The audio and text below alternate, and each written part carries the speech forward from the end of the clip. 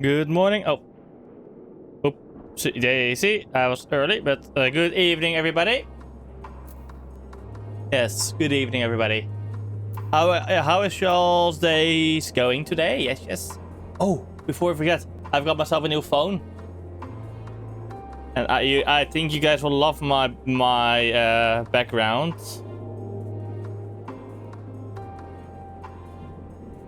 I think you guys will all love my background, by the way.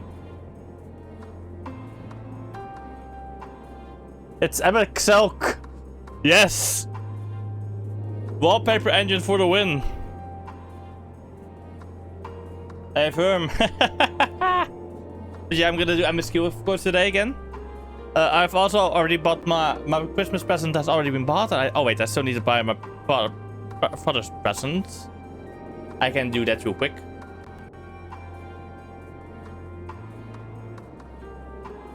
Let me do that real quick through phone.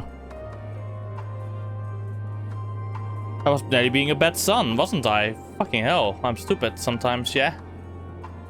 Nope. So, oh,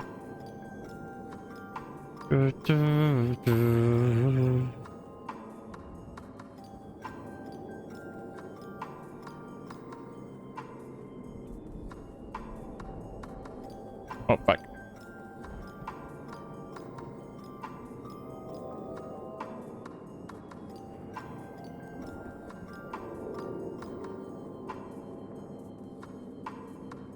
Yeah, that's good. That's nice. Okay, good to know.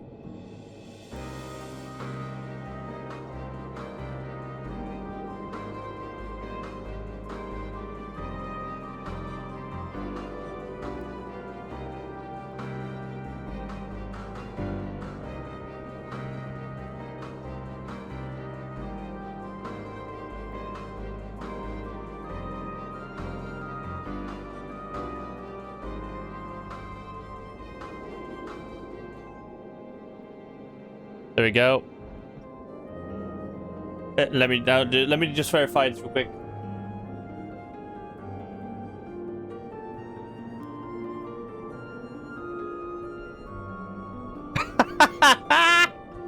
Damn.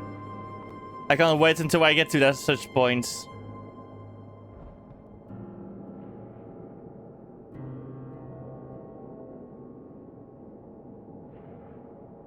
Okay, my dad's Christmas present has been ordered. Mom's Christmas present can be ordered soon. Yes. I did good. I was being a good son. Yes. But holy shit, Aurora, in this case.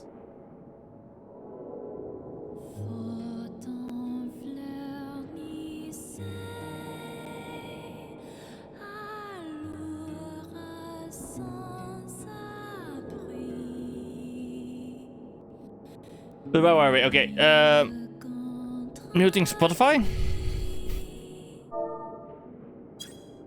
Oh, yeah. Good luck. Good timing, yes. Napshira. Well, yes, you're too young to die, and we're safe. Here you go, here, some hot chai. Yes. A cup of chai? Can't you see I have more important things to worry about? No, you're right. It is precisely in times like these that we must strive to remain calm and steady. I do believe I'll visit the Elder and see what needs to be done. If there's any way I can aid my village and my friends, I will do it. That is a good... there you go, boy. There you go, my boy.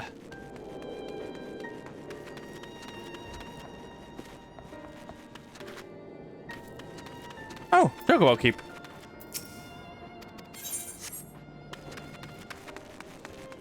I guess I go up here. And talk with, she's, Ride. Good luck. I'm sorry, I just want to be left alone.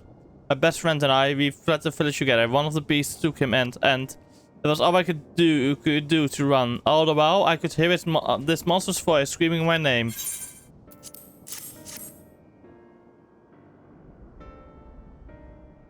Is this for me? We used to drink chai together often. Shared stories over steaming cups after hard days of work. Thank you, friend. The pain may never pass, but I must press on all the same, for his memory and for we who must remember.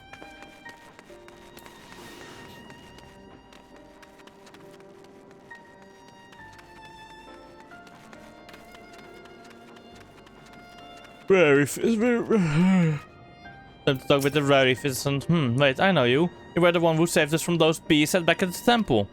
Were it not for you, well, let's not even think about that. Times like this, we must dwell on what might have been, but look to the future. But what future awaits us?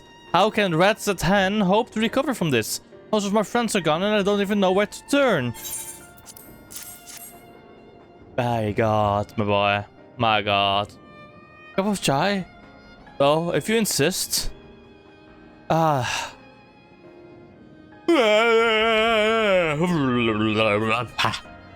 That aroma has a way of clearing the mind. God damn, I made him sound like he was fucking possessed. My god. Come to think of it, we faced a fair share of trials in the past, and well, come to think of it, we faced in the past as well. And no matter how hard the times, we've always come together as a people united. One day at a time, one step at a time, for that is all any of us can do. Yes.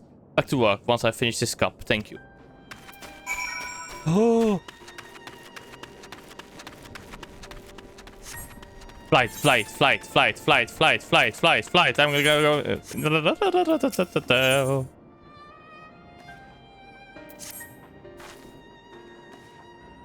It just looks like he had fucking night fishing goes on. Yes, possess, yes, go. We will go into the brothers, I will go.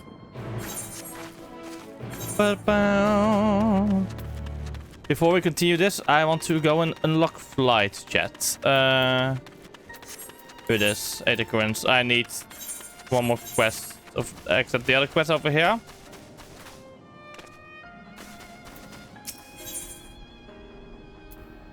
That's a nice outfit. Ah, you're a dancer. Yes. Let's go. Let's go. So, yes, let's go.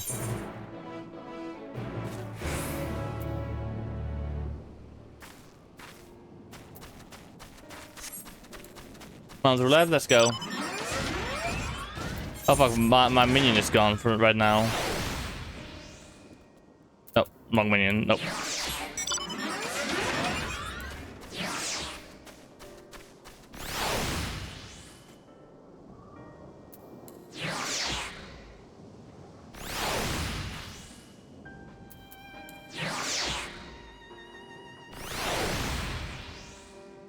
No, not Camino. Let's say line of Alpha, let's go.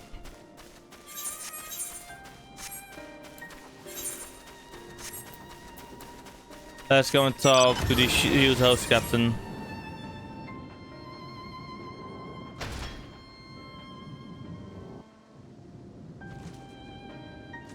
Okay, I'm inside of a wheel again. Fuck's sake. Well, no. Yeah. There we go. We should begin. Yes, let's go. Any more people? Yes, go speed.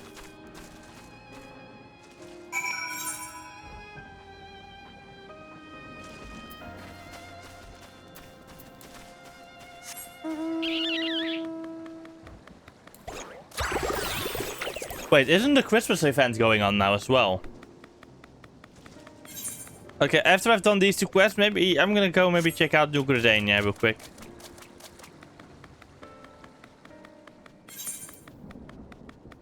Let's do the Christmas event if that is live. Wait, let me just double check. FFXIV, where are you?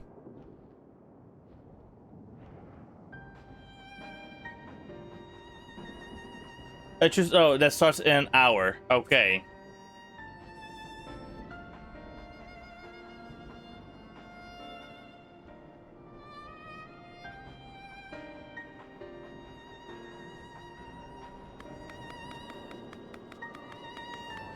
The Christmas event starts in an hour, chat.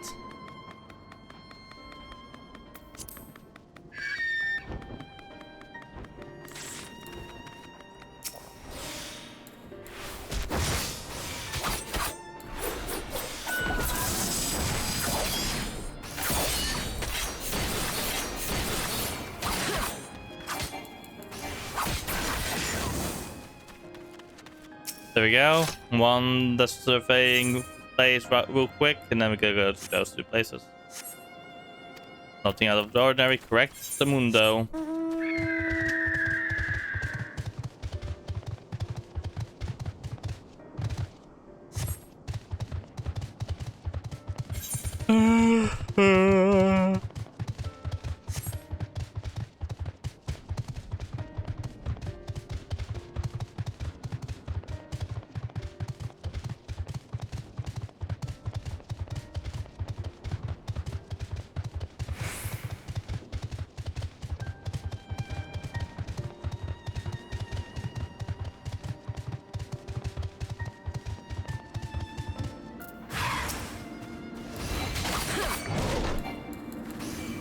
Have no fears, son. I'm here to save you.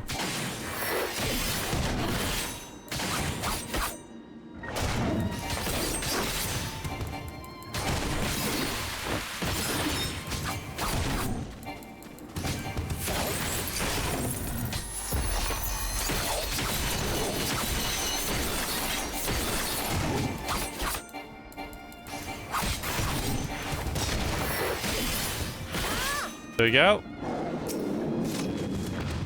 And to aid the civilian. Is it this gone? Go ahead. Go back to the village. Go.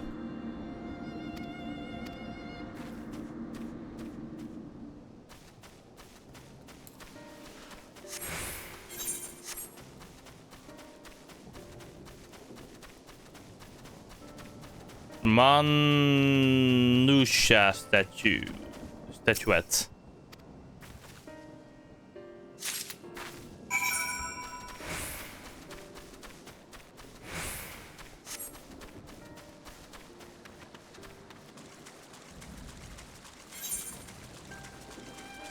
Okay.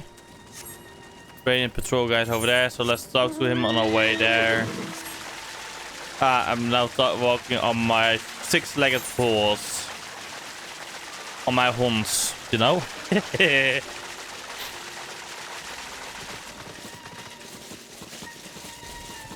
There's a big elephant. Irafati.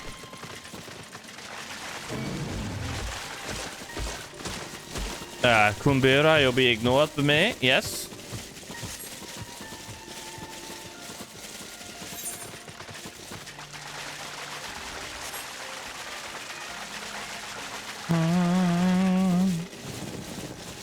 The thunder here, what the fuck?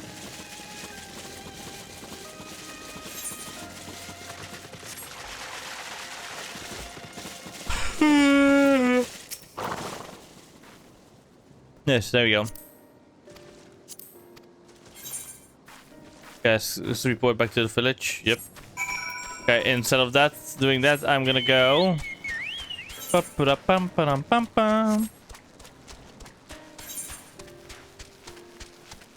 gonna go over there to the Agabath temple.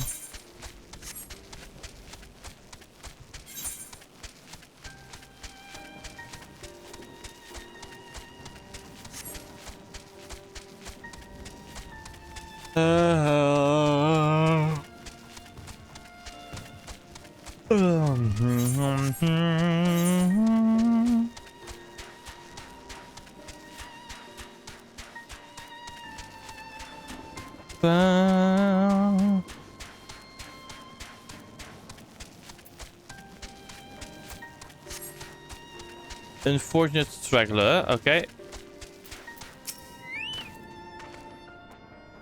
Who are... Yes, I'm here to save you. Let's go.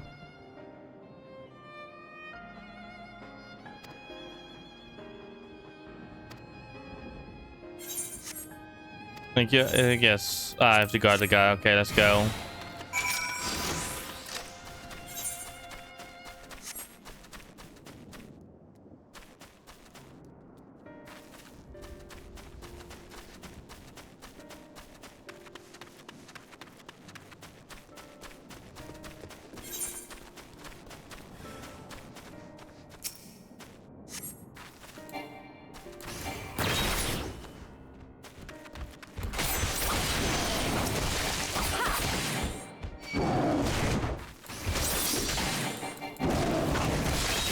I got you now.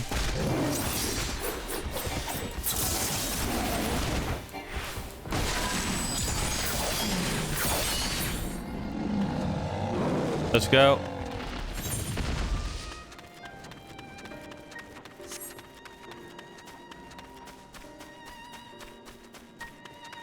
Yes, we're being watched by enemies. Of course we are being watched. Duh.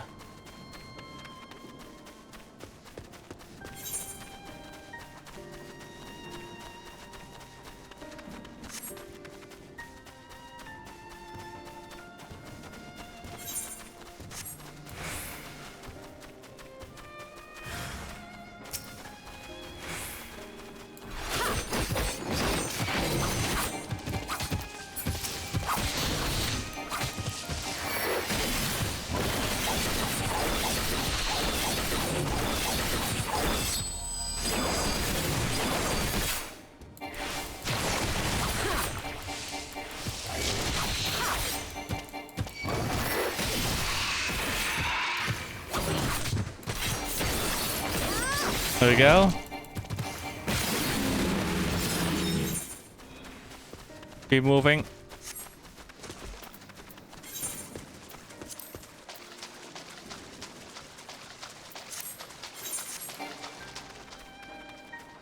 Yes, we're being watched. Of course we're being watched, but we're literally back at the village now. Let's go.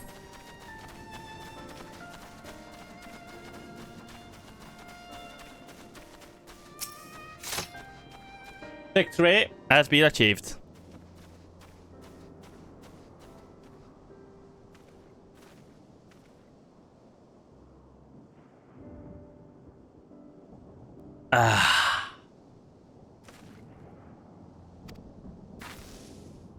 No worries. You have stayed alive for long enough on your own. You have survived. Yes. So do. Stranger has been rescued. Let's go and talk to the troops.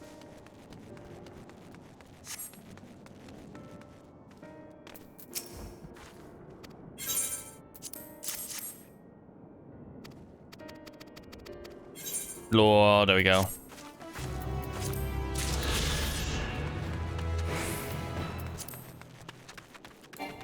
We fly. I will fly now.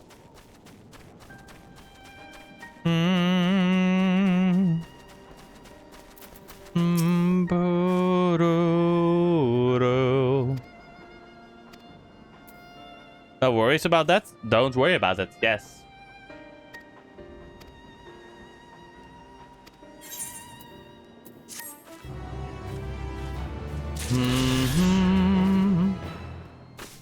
Time to spot ik with Nithana. To get myself the last 8 current here. Thank you for delivering the Chai Harrow. Did it help to lift the villager's spirits? Yes, it did. That is heartening to hear. Indeed, the final day showed no signs of abating. But that's all the more reason that we must try to keep our composure. Our lives have forever changed. The people we have lost will never return to us. These tragedies will long weigh on our hearts. But we have the capacity to live with our suffering. To carry the agony till we do join death. It is not a surrender, but a recognition. For it is only in acceptance that we find the strength to move forward.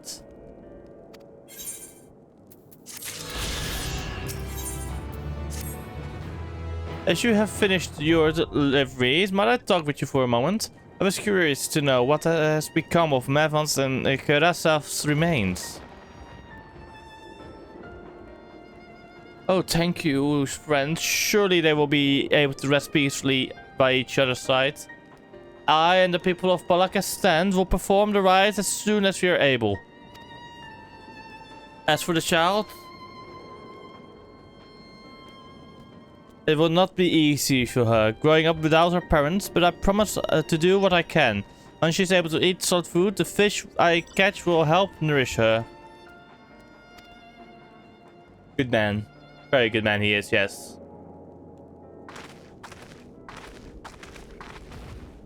Well, we've finished delivering the chai. I do believe everyone has a piping hot cup.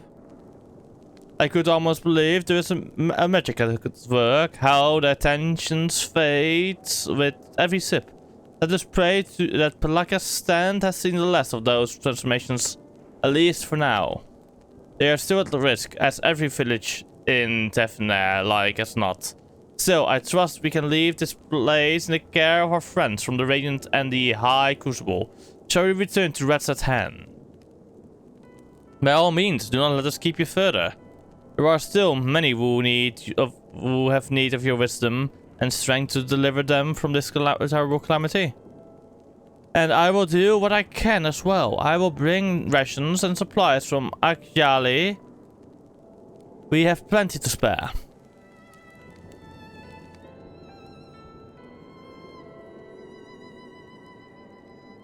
Then let us find Estinian and be on our way.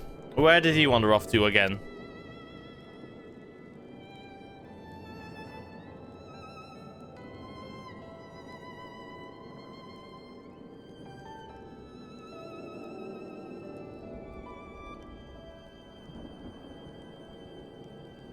The Wakeful Turana, near the bridge at near the bridge to Rat's Hand, as I recall. Very well then.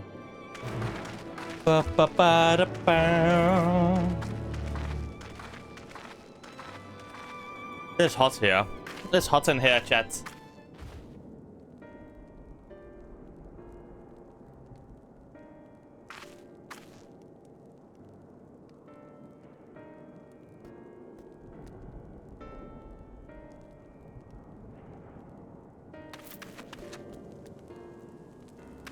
I can fly now.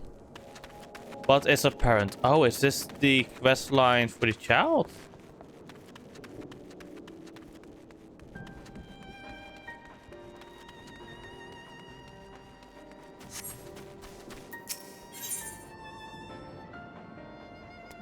It is. Okay, I will do that quest line when we have time.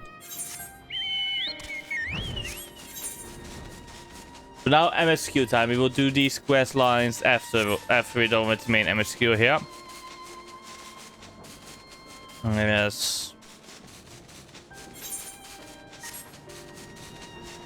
Estinian!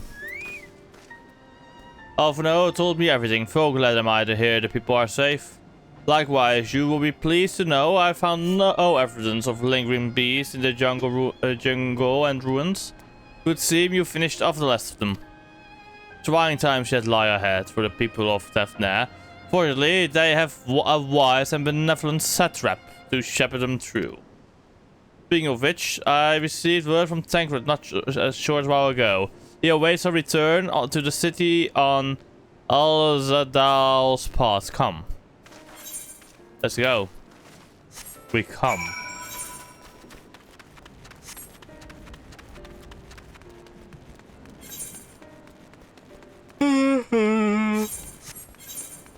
Big bridge. Big area.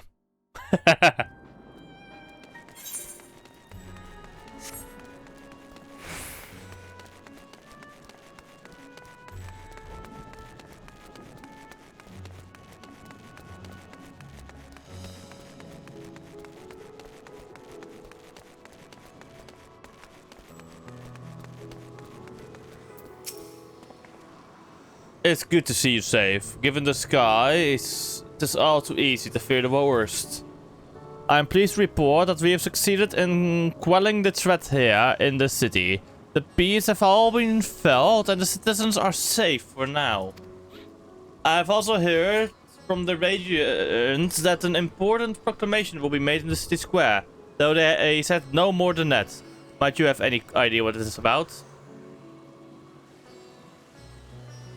So Fitra is finally coming out from behind the curtain. I suppose we too should hear what he has to say. Do Megaduta then, but before that it would appear that word of the assembly has not yet reached all the citizens. If anyone along the way seems unaware, we best enlighten them. What is the part they're making me take? Seriously, through this? I know other routes as well, fuck's sake, game. Ba, ba, ba, ba. Ba, da, da, da.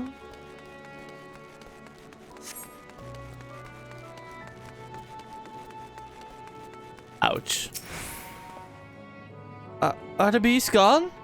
I've been hiding and I'm too scared to go out and look. The bees are gone, young boy. Oh, that's a relief. I thought one of those bees was going to eat me. I wonder where far Sean is. He is the slowest runner. I hope he got away. Could be with the other people from the past. Maybe I'll see him in the square. Is maybe that boy dead?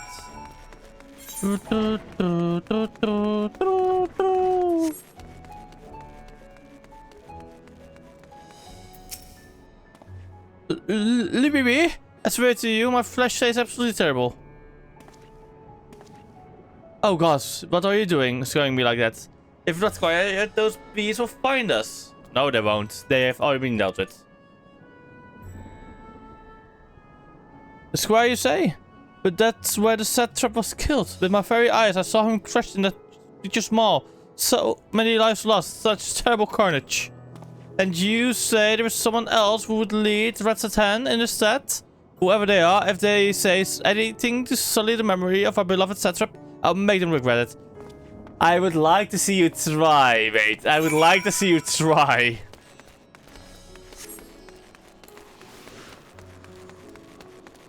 Ba, ba, ba, ba, ba.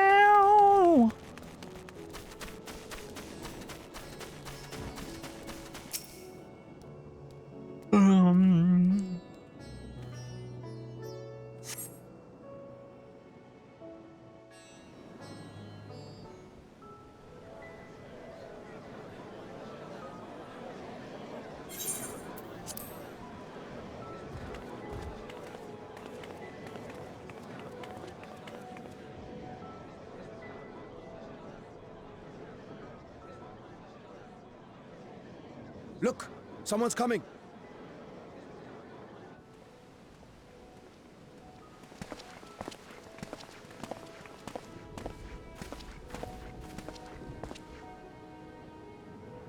People of Razathan, it warms my heart to see so many brave, resilient souls before me. Oh, hi, Fitra. Today, I would share with you a great revelation. But before I do, I must make a humble request. Do not be alarmed, nor avert your eyes. See the one I unveil for who he is, and know that he means you no harm.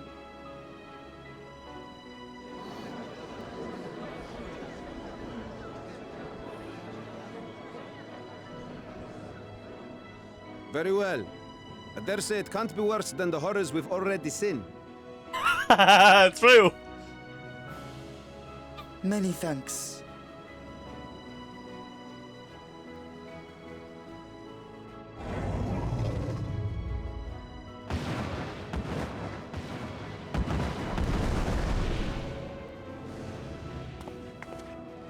A dragon!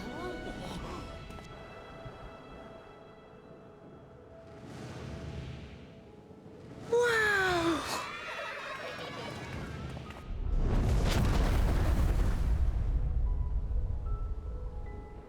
People of Radzathan, I am Vritra, and for years uncounted hath this isle served as mine abode.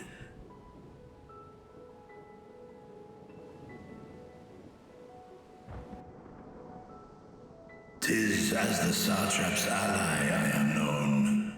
Today, I would reveal the truth unto you.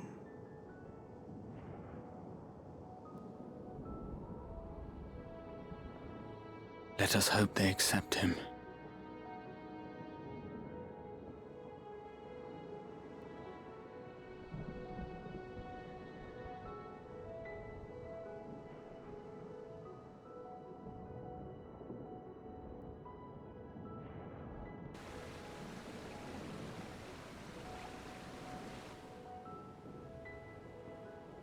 If I am hearing this right, You were the satrap all along?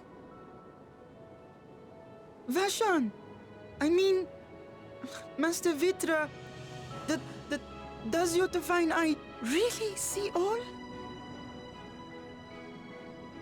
Nay, child. While mine eye hath borne witness to the whole of our nation's history, to its future I am blind as thee. Countrymen, calamity the likes of which we have never known is come to Thavnir, our home. Friends and loved ones have been taken from us. I, too, have lost my closest confidant. Ahawan loved this land and served it with dignity till his dying breath. A nobler satrap there will never be. For so long, I lacked the courage to face you. I will not easily earn your trust, this I know. And yet, I cannot sit idly by and abandon Radzat Han to her fate. A font of boundless vibrancy, this jewel of the ocean. Since time immemorial, hath she glittered with every color imaginable. To this dragon, slumbering in his dark lair, 'twas a mesmerizing sight, and one that brought no end of joy to my heart. This calamity hath stolen too much from you already. Yet so long as you live, the light of Radzat Han will never be extinguished. I pray you let me watch over it. Over you. And lend me your strength, that we might face this trial and those to come as one.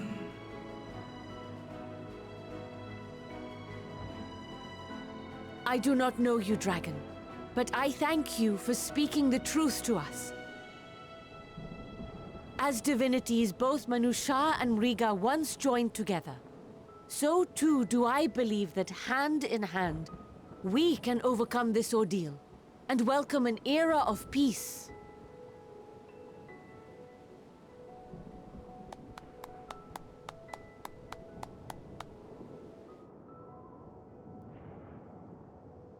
A sight that would have surely brought a smile to Azael's face.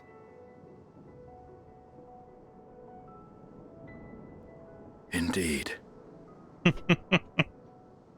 Estienne can smile. Charlian.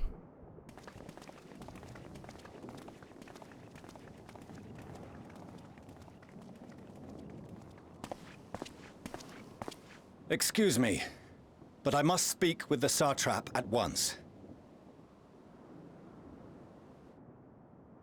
Father.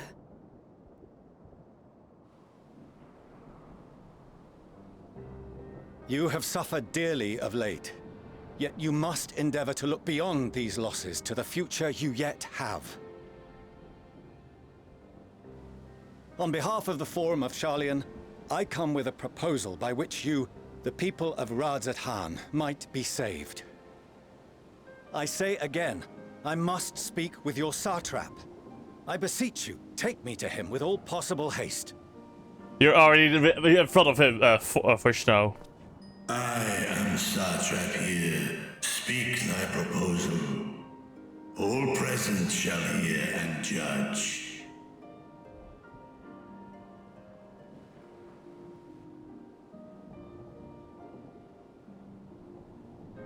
If I have given offense, then I apologize. First, allow me to share with you what knowledge we have of the phenomenon responsible for your woes. The final days. 'Tis an affliction of stagnancy and rot, sown into the currents of the star. Though the first prominent manifestation was here, in Thavner, it will invariably spread to every corner of the world. The Forum was forewarned of this apocalypse several centuries ago. Thenceforth, my predecessors sought to prepare for the end times in the only conceivable fashion, by securing a means of escape.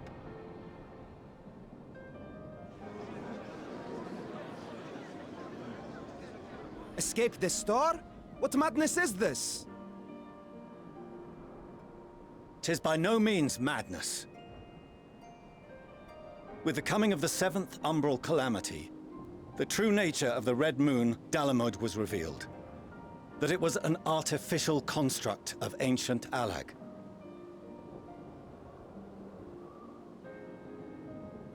But what of the Silver Moon? This celestial satellite is yet another technological marvel fashioned and maintained by ancient allies. A ship that will sail the heavens and deliver our people from destruction. And by our people, I speak not only of Sharlayan. We mean to save every man, woman, and child it is within our power to save. Including you, our dear friends of Radzat Han.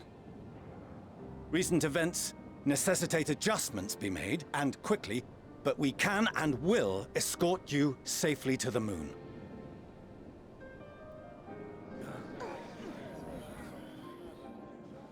Long has thy forum been allies to Thavner.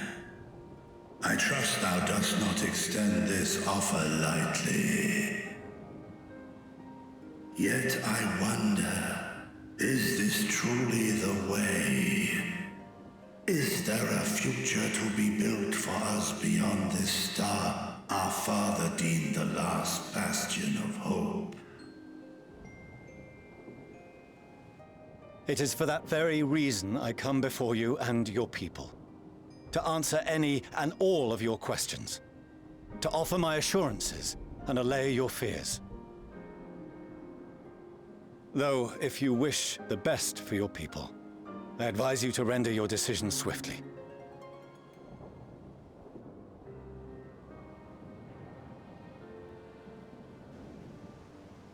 Show our friends to Megaduta.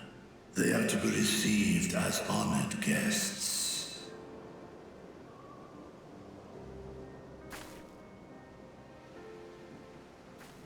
Worry not. Whatever decision is reached, your paths shall be yours to decide. Until then, heed the warning of these brave heroes. Guard your hearts against fear and despair, for it is within such fertile soil that the seeds of blasphemy find purchase. Remain calm and attend to your daily tasks. I shall return anon.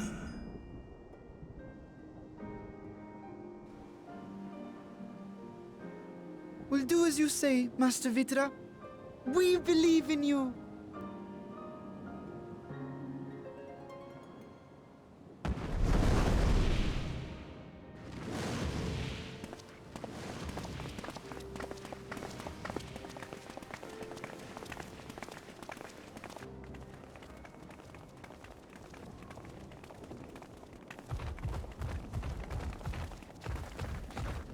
Oh, you're still here. What a relief. But this is Ditana. Nidana, what's the matter? Has something happened at Palaka's stand?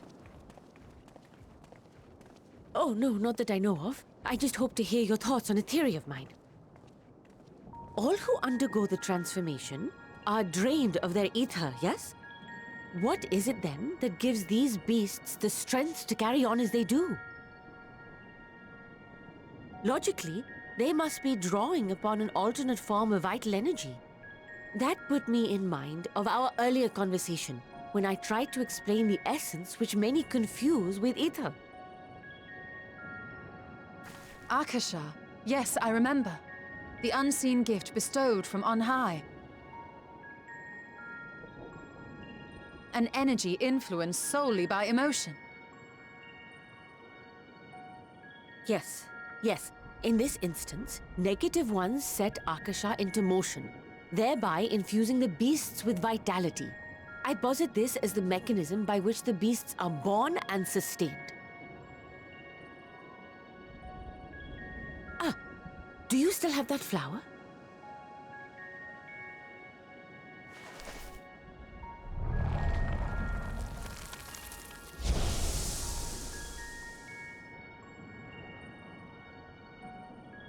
If we accept that it once shone bright by drawing upon Akasha, influenced by the thoughts of those nearby, then fear, terror, despair, negative emotions so powerful as to suffocate it, permeated the air in this place.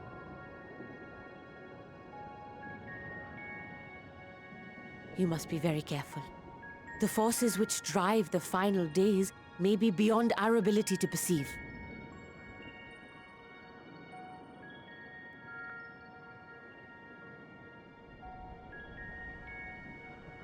Oh, see, the flower is I didn't gone. mean to scare you like that. At any rate, I will continue my research into Akasha. Good, good, good. Do so. temper your expectations, however. There are sadly few detailed studies upon which I may draw. Formulating a new theory as you have is itself no small feat. I wish you well in your endeavors, and pray you take care. Thank you. You stay safe as well, yes? Till next we meet. And we will meet again.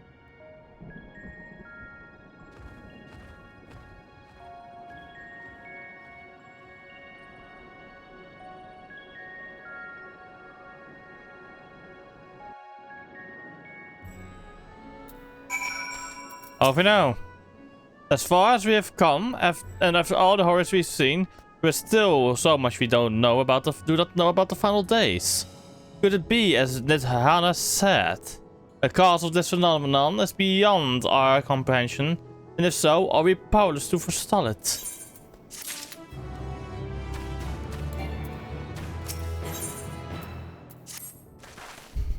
The greetings, honored Science of the Seventh Dawn. I have a message from His Excellency, the Satrap.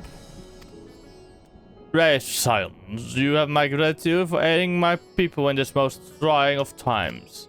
Alas, matters here at Mechadute prevent me from meeting you all in person. As a token of mine, I have arranged for a feast to be held in your honor. May it nourish you in your preparation for the trials ahead. Such are the words of Master Fitra. The feast he speaks of awaits you at Merides Mehane. Pray make your way there whenever your business is done. We thank you for your kindness. Indeed, I was hoping we might find a place to discuss our next course of action. That seems an ideal venue. Ah, and to you, Master Credarius, there's someone we had hoped to introduce to you in particular. I'm loath to detain you further. Might you spare a moment of your time? Sure.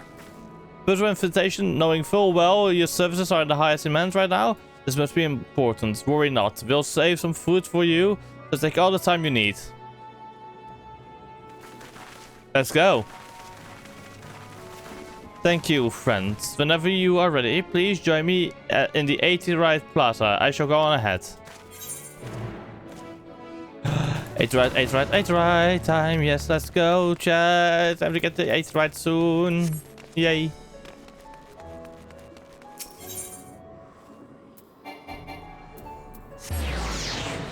Gonna be lazy. I don't know how lazy I actually was. How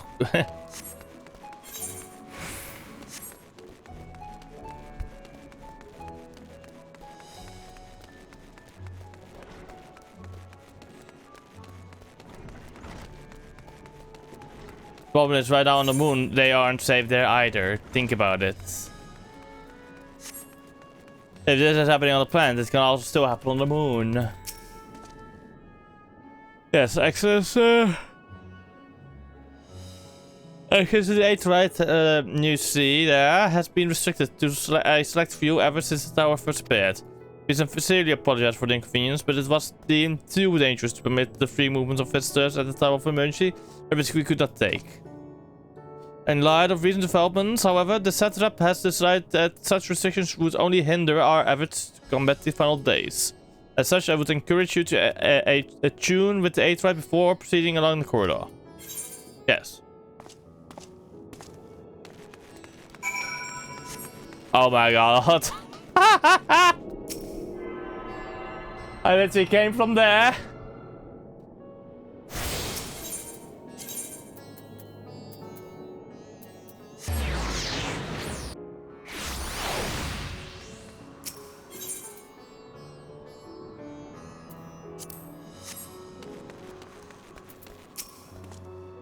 You must be wondering what this place is. You stand in the Hall of the Radiant Host, where our leadership oversees all of Rad's at Hand's military operations. Sundrop, our destination, lies just ahead.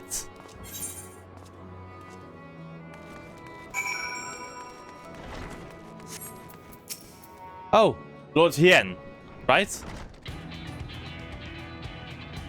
Welcome to Sundrop. Allow me to introduce you to...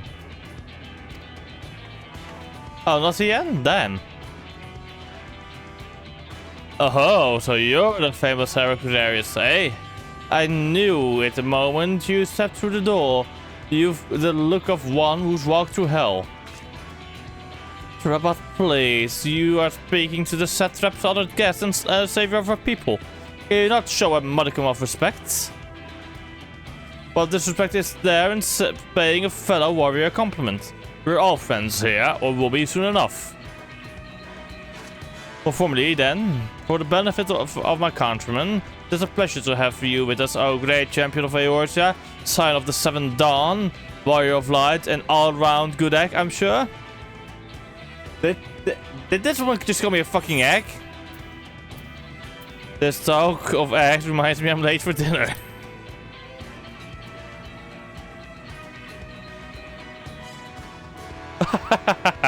A woman after my own heart. I like that. Don't you worry, I'll keep it short. There's just a thing or two I would like you to remember. First of all, about the room you're standing in now. Rad's at Hand welcomes delegates from other lands to oversee trade and diplomatic dealings.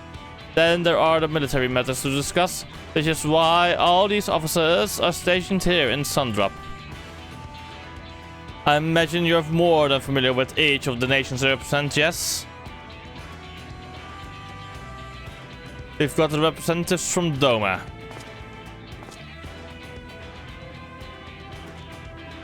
Ulda and Alamigo.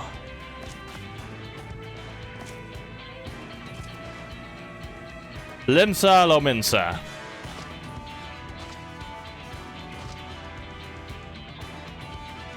Gredania. Ishgard. Let it be said least, Ishgard. They're the eyes, ears, and mouths that bridge the distance between Rad's at Hand and their respective homelands.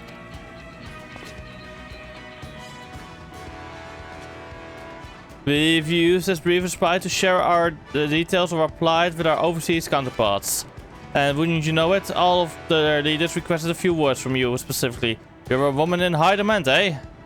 And so, would you mind regaling us with your own account? Indulge us before you indulge yourself.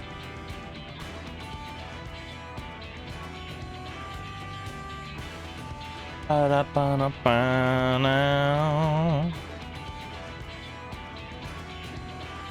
thank you for the report. The conditions under which men are turned to beasts, the etheric anomalies you have observed, you have given us much to consider. It is concerning that the first transformation apparently occurred before the skies turned red. This is contrary to what one would expect. Thankfully, the information you convey to Lucia upon your return from the moon has already proved invaluable. As soon as reports of the calamity here in Tefnair reached the Grand Company of Eorzea and our Far Eastern allies, our leaders knew at once that the final days were indeed upon us. They began taking steps to assess the extent of the phenomenon's spread. Our agents were able to confirm that for the time being the skies burn only over the Bounty, including this island and Corvus. Alas, that is of little comfort. Aye, although all throughout allied lands there have been reports of people transforming into hideous beasts. From what little we have learned, these incidents are similar in nature to that involving the merchant Khalsal. As was the case here, the victims underwent the change prior to the heavens being set ablaze. Oh my god, this means, I guess... Oh wait, the skies turn only red once it reaches a certain critical mass.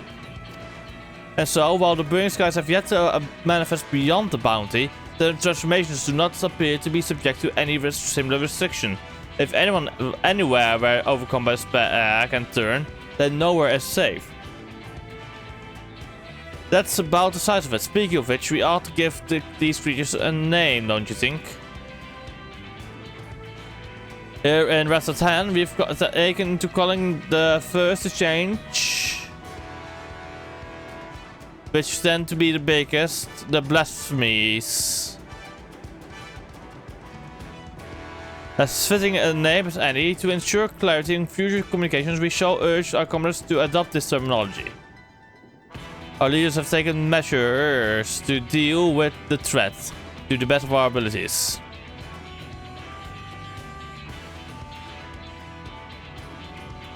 Each nation has assembled their own groups of elite soldiers to put down these so-called blasphemies and their spawn as and when they appear. At the same time, they're doing all in their power to put the people's minds at ease and prevent panic and fear from spreading. Instead, brave souls with the strength and fortitude to fell these terrible fiends are not easily found. Just so, and it's for that very reason we turn to you. Pray, lend us your strength and help us slay the blasphemies that plague our homelands. Now, you don't have to give your reply before dinner. I should also mention that each blasphemy seems to possess wildly different characteristics. What works well against one may serve you poorly against another. So before you go rushing off to save everyone's day, have a little word with the delegates. They'll tell you what to expect.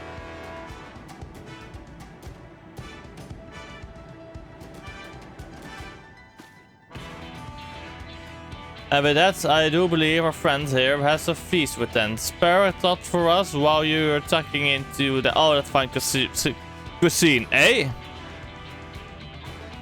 Roll quest time. Yes, I need to do these things.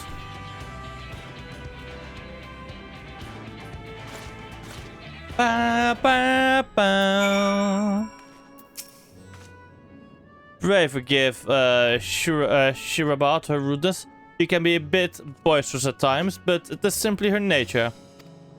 Anyway, my apologies for keeping you here. Keeping you from your hard-earned rest. You all may be rejoining your companions, yes? Do you know the way to Mayhan? I know Rat's Hand like the back of my hand. Glad to hear you're becoming familiar with our facility. You'll be pleased to hear that all drinks are on the house, so order whatever suits your fancy. And with that, I must return to my post. On behalf of all the Radiant hosts, I thank you and your friends once more for lending your strength and courage at hand at a time of need. We shall endeavor to fight a good fight to the end, that we might honor our one's legacy and serve Master Fitra well. You have my word that your efforts will not be in vain.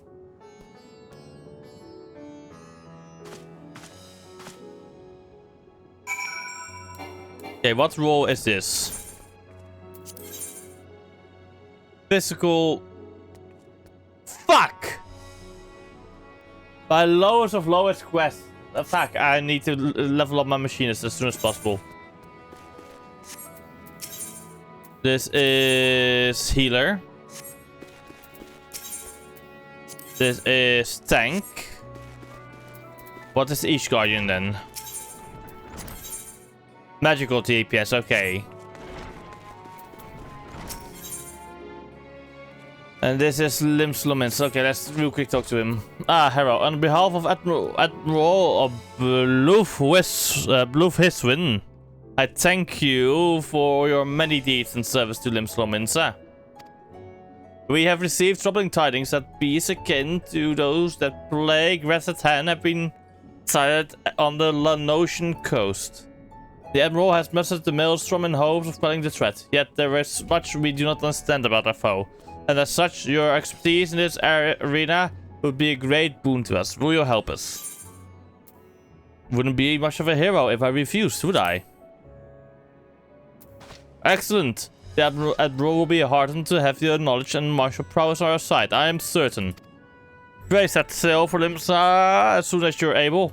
The Secretariat at the Maelstrom Command will apprise you of the details upon your arrival. But first, food time. Yeah. No question else. Look it. Hi.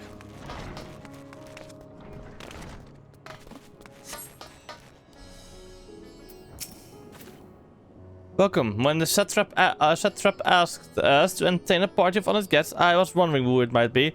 This is a lovely surprise, to say the least. By the way, I heard all about Kalsal from your friend Gratia. I understand there was nothing that could be done, but I was heartened to hear he meant us no harm. I cannot thank you enough for dispatching the beasts.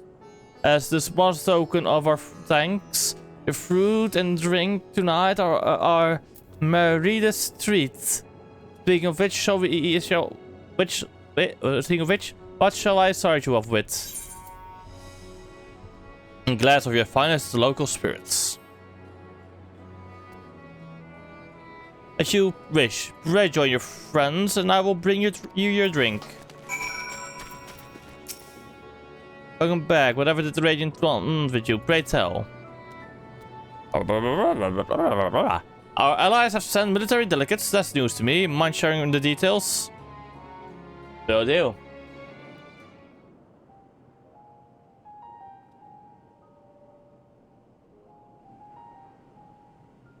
So blasphemies now plague all the realm. Indeed.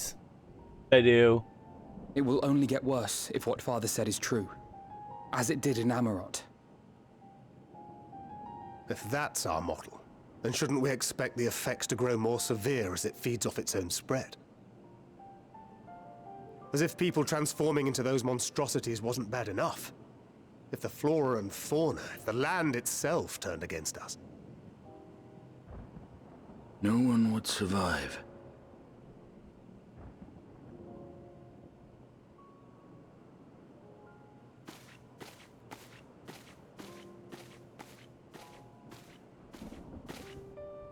Here's your order, friend. Thank you.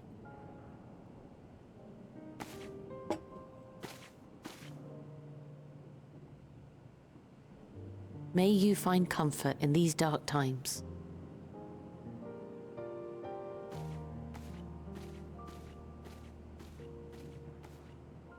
Where do we go from here? If there's one thing we've learned, fighting blindly and simply reacting to what comes will accomplish nothing. We must find a solution that addresses the fundamental cause. Before our strength is exhausted, before this crisis spirals out of control. Is there something, anything we've overlooked? If there is an answer, Hydaelyn herself will have it. 'Twas she who bound Zodiac and forestalled the final days. Alas, we have heard naught from her since the Tower of Babel. Whether she cannot or will not speak, I can only speculate. Even the flower she gave us is no more.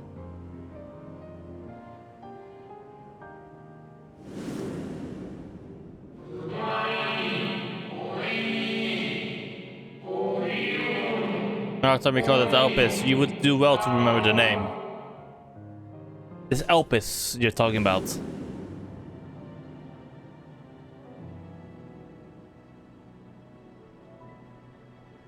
So advised the Watcher.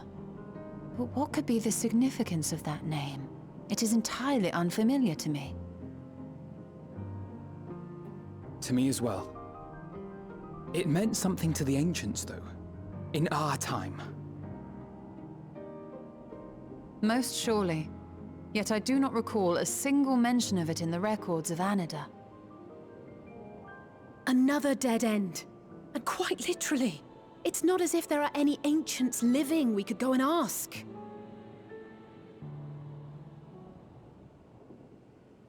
Not alive as such, but not quite dead.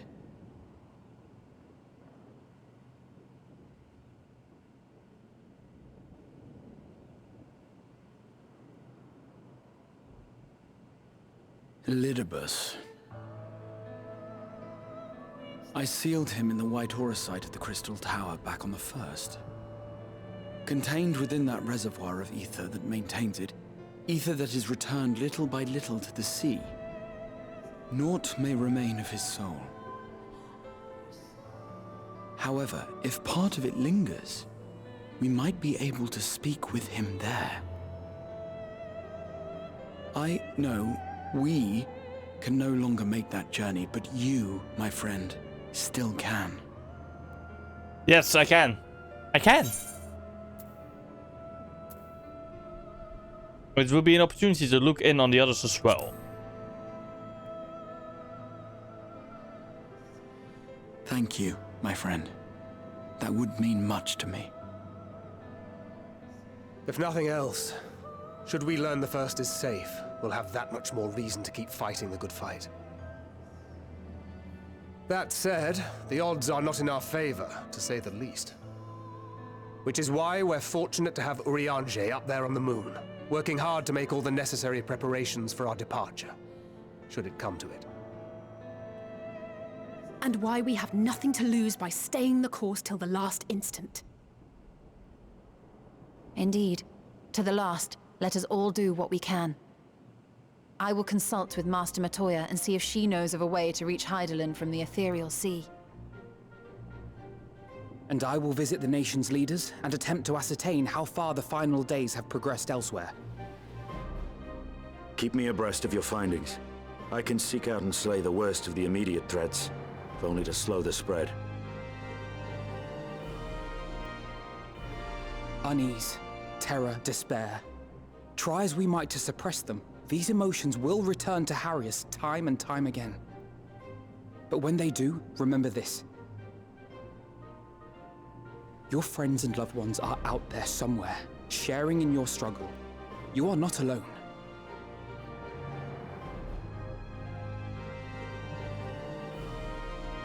So ends the brief respite before the next revelation. Yes, so much left for you to see. You're speaking to me directly, aren't you now, Abbott? Where beginning ends, and end begins.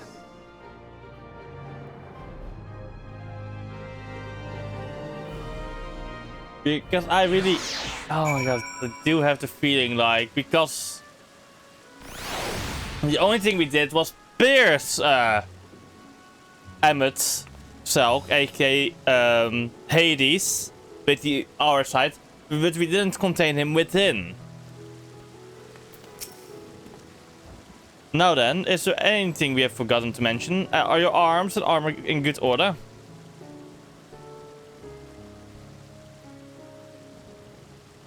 In that case, it's time we attend to our tasks, and when you arrive on the first, give my regards to Reen, tell her I miss her.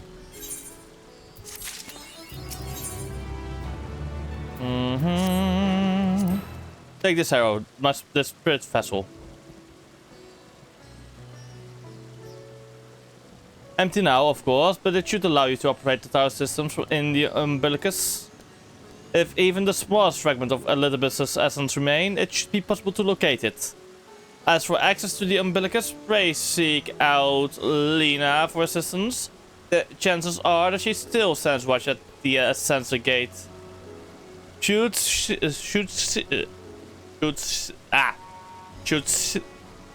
she or anyone else ask after me, tell them I'm living my life to the fullest, and that I'm happy, hardships and all.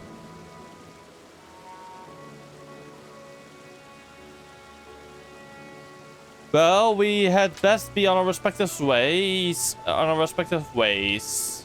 God's willing, we will all see each other again ere long.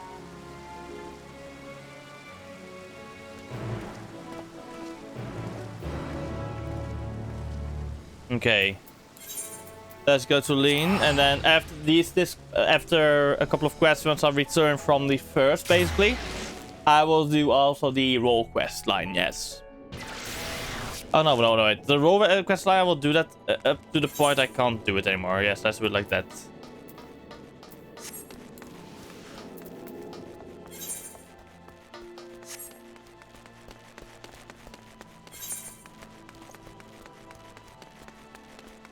I still need to do Hollow Pursuit. This is, I think, the magic one, right? Yeah, the magic one I still need to do.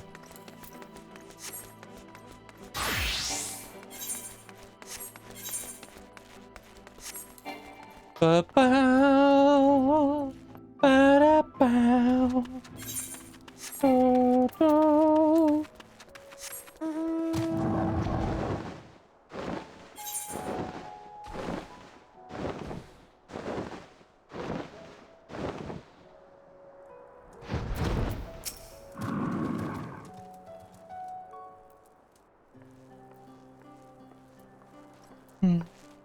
Arrow, you are returned.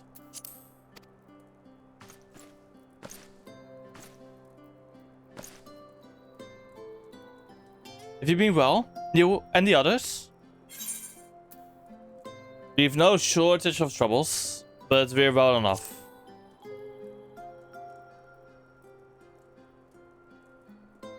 Then things are much the same for you as they were here. My lord is doubtless enjoying himself.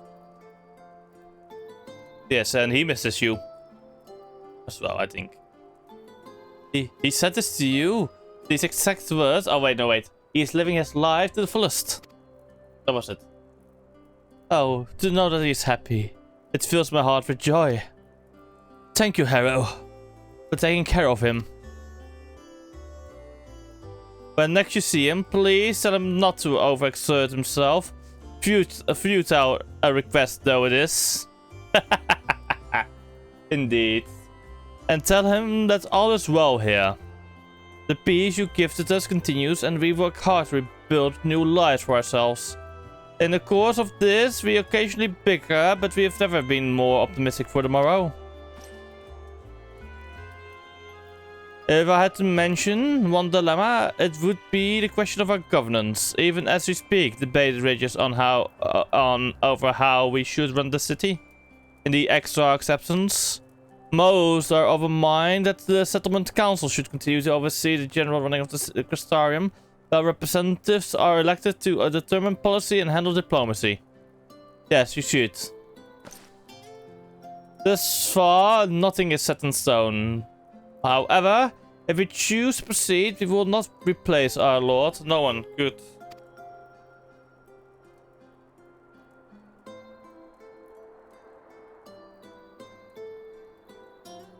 Have we recently observed any unusual phenomena?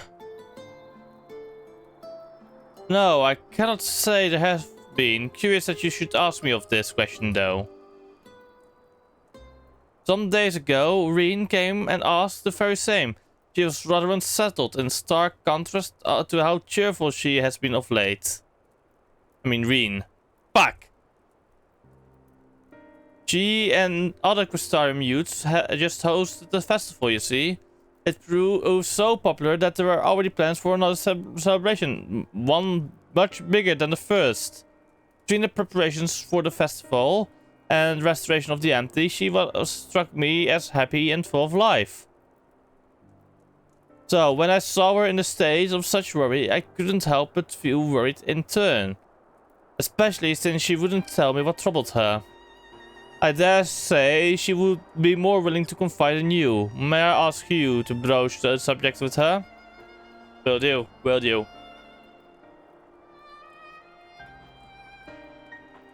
You wish to enter the umbilicus? Very well, I shall fetch the key at once and take the opportunity to find Reen.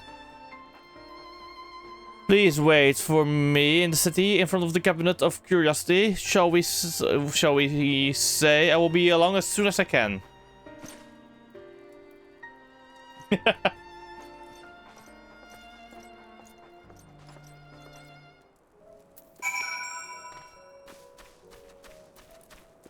Oh, look. Weed. Wrong fucking button.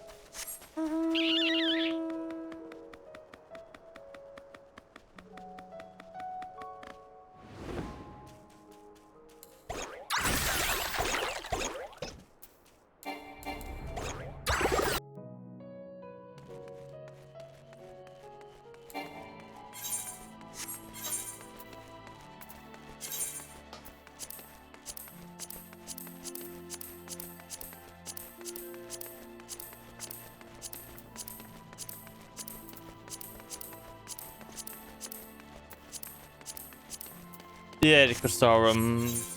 That's...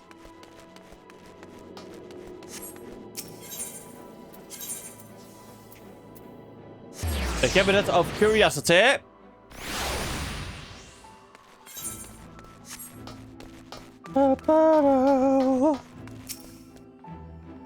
The following event cannot be skipped. You may wish to cancel any duty refiner registrations. Yes.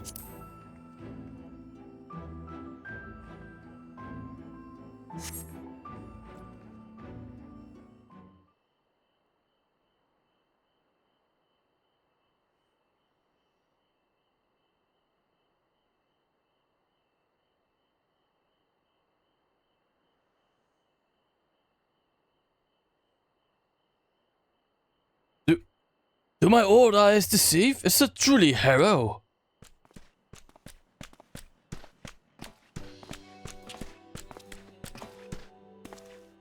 Ah, it is. So glad I might see you here and whole, my friend. Thank you for the raid, and welcome, Win Arctos. How was your stream today? Let me give you a quick shout out.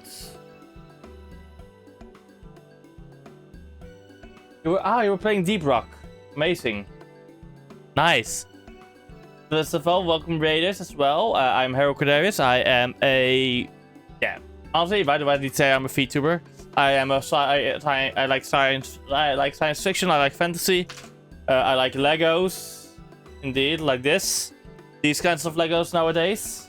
These small collector ships that I can...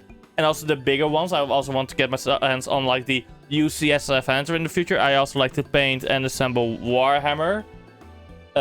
Soon I will also... So let me just give one with a bit more contrast real quick. That's better. There we go. Yeah, I'm currently using a hand cam so I can hide chat. I am fully addicted to Final Fantasy properly right now. Will probably be fully addicted to when once Total War Warhammer 40k comes out. And Medieval 3 eventually comes out as well. Then we'll also be very addicted to it. Soon I will also start with Storage Legions. I have a Power of Shame that spans over there. And underneath my desk, some of it as well. I have a Power of Lego Shame right over there. So yeah, I have a lot of things I like to do. But yes. Yes. That is me. If you need to raid and run, feel free to raid and run. Otherwise, feel free to stay. Indeed. Final Fantasy 14. Ah.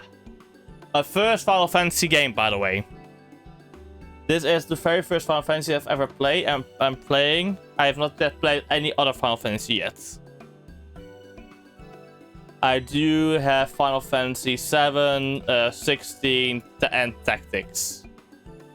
Let me just double check. Yeah, Tactics, yes, check. I have 7, check, and 4 and 16.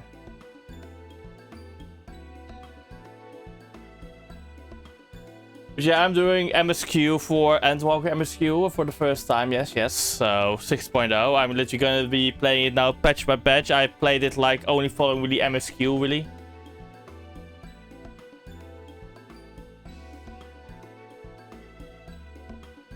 Oh damn. Wait, when did that come out? When did the original book come out? FFXI, FFBII. 1997? Holy shit, this is older than me! By about 2.5 years.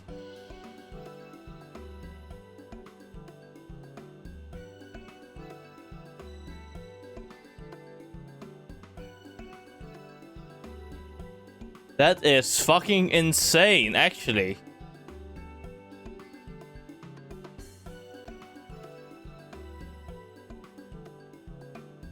I didn't think it would be that old. Holy shit.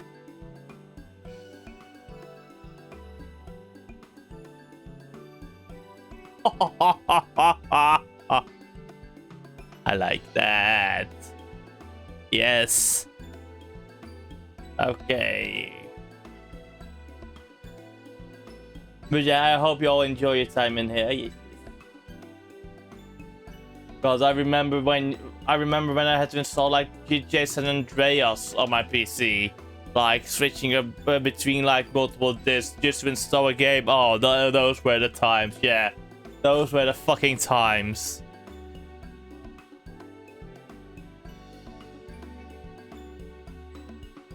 God, honestly, they need to return to the age of just compressing their files again for game companies, for real though, you know? I mean, Helldivers 2 has done it with negligible effect, so yeah.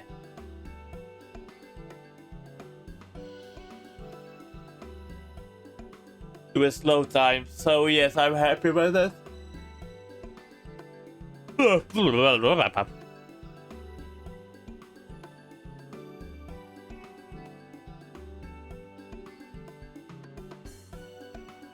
Go, go, go, run, run, run. Don't be late for work, mate. Holy shit. Have a nice day. Oh, wait. There we go. The salutes of the first. But yeah, okay. Where were I? Ha! It is so glad am I to see you here and home, my friend. What a more wonderful time. Oh, wait. Fuck. That is a... Yeah, the female voice. Oh yeah, oh, working from home, fair enough, fair enough. Literally, my work laptop is right over here. I work from home as well, except for Fridays. So yeah. But yeah. Well, for now, for this month. But see you later then, Win. What a wonderful surprise it is to have you back with us. And at this most opportune time. In case you haven't heard, we are planning to produce a tome chronicling the events from the Flood to the Knight's return. With this project, we intend to draw upon records kept by the world's peoples. Historical and contemporary first-hand accounts will be the centerpiece of all of the tome, but yours will be the one to crown them all. I've been asked to contribute a chapter on the soul, a subject that is key to understanding much of your endeavors. In the course of helping the Spirit Vessel, I gained valuable insight into travel beyond the rift. Knowledge that will allow me to attest to your existence and deeds. Yeah. There is no end to the questions I would ask you, but if you could indulge me just one for now. In your quest to restore the night, you faced many a formidable foe. Among them, who offered you the greatest struggle?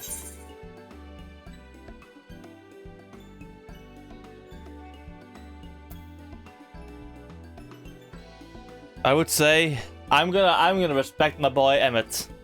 Hades, who bore the burden of his people. Ah yes, Hades, he who sought to resurrect his ancient brethren. He was the final obstacle in your quest to restore the night. You are battle in the depths of the tempest, the stuff of epics. As compelling as it is, I worry that mere words wouldn't do justice to that fateful confrontation. Not that we would think to omit it entirely, of course. No, at the very least, we will impress upon readers that it was the climax of your hero's journey. I know you'd love to talk her ear off, Morin, But we really should be on our way. Those documents from Yomor won't collect themselves. Of course. And afterwards, would you care to join me for tea? I was hoping you might clarify a few points in your treaties. Till next time then. Do tell others to look after themselves. Our overzealous friend in particular, remind him not to overexert himself again and again till his ears fall off. If that's what it takes for him to take it too hard. They all keep keep asking me to tell Gra to take it fucking easy, but right now we can't take it easy, sadly.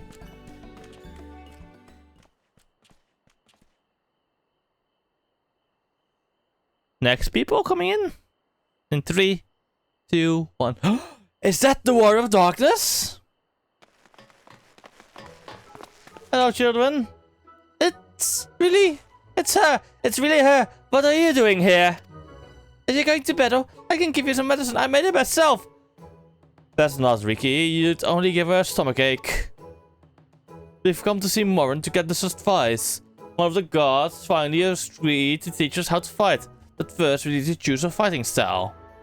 Now, I know that I want to be a mage. Archer wasn't sure. Magic isn't really my thing, so I was thinking of picking up the axe or the sword, or maybe the bow. They all seem alright, but it's hard to decide, so I thought I'd ask Morin. He knows more about lots of things. He isn't here? Oh man! Oh, why don't you have the Hour of Darkness to use for you? What do you think suits Arco best? Axe, sword, or bow?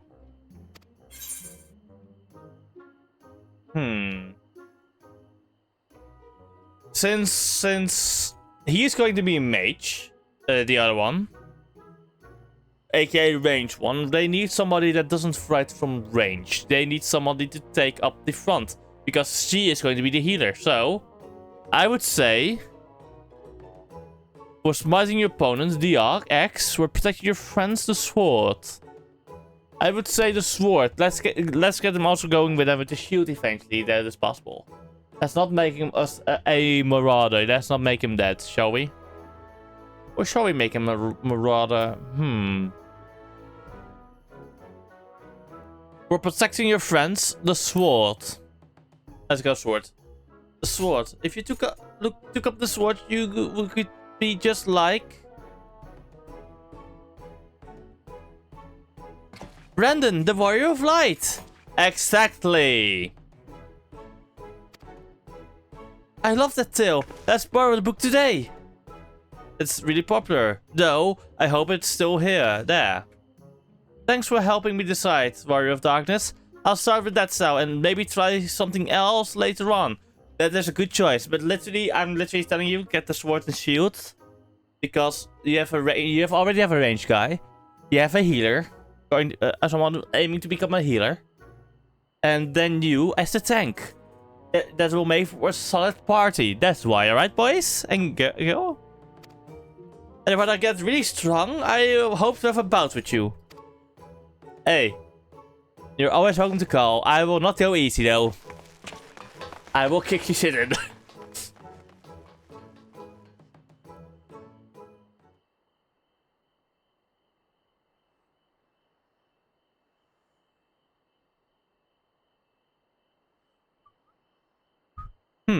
Such fun she's been having, basking in the adoration of musty old bookworms and wide-eyed younglings. But does she spare a thought for me? Of course not. Oh, fuck, Phil. I waited and waited and waited, but she won't so much as acknowledge the presence of her beautiful branch, even though they're right here. Such a heartless thing our sibling is. Cold and cruel and heartless.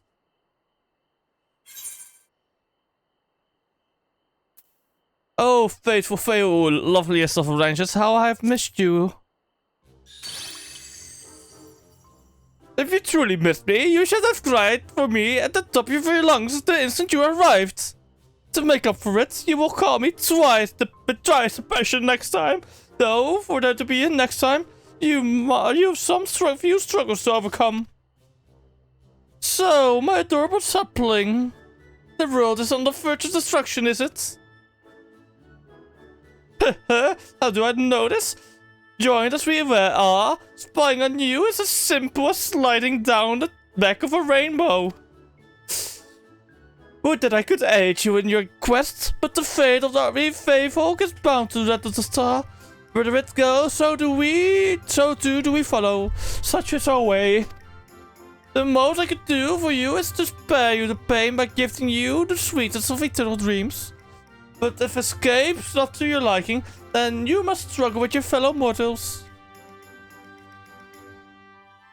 Ah, but here are the ones we are waiting for. I wonder what manner of conclusion awaits at the tale's end. Bye-bye, Feul.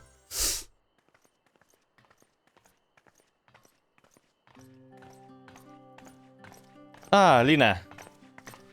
And Reen.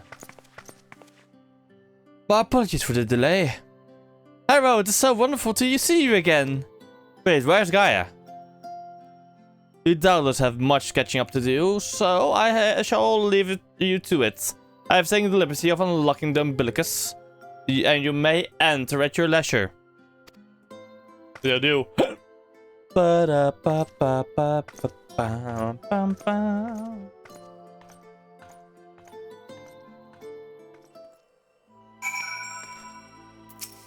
Let's talk with Reen, let's go! I'm relieved to hear that everyone is well. Perfect. I fucked up.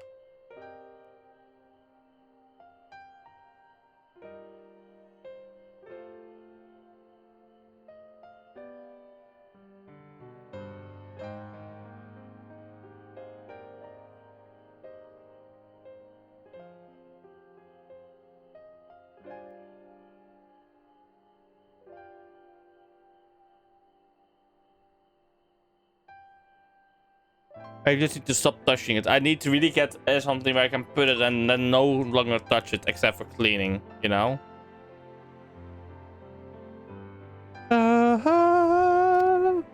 I had this feeling like a pit in my stomach, and I was afraid that something might have happened. To tell. Maybe I'm overthinking things, but it's just that I'm the Oracle of Light, but I've never spoken with Heidelin. Never once heard her call.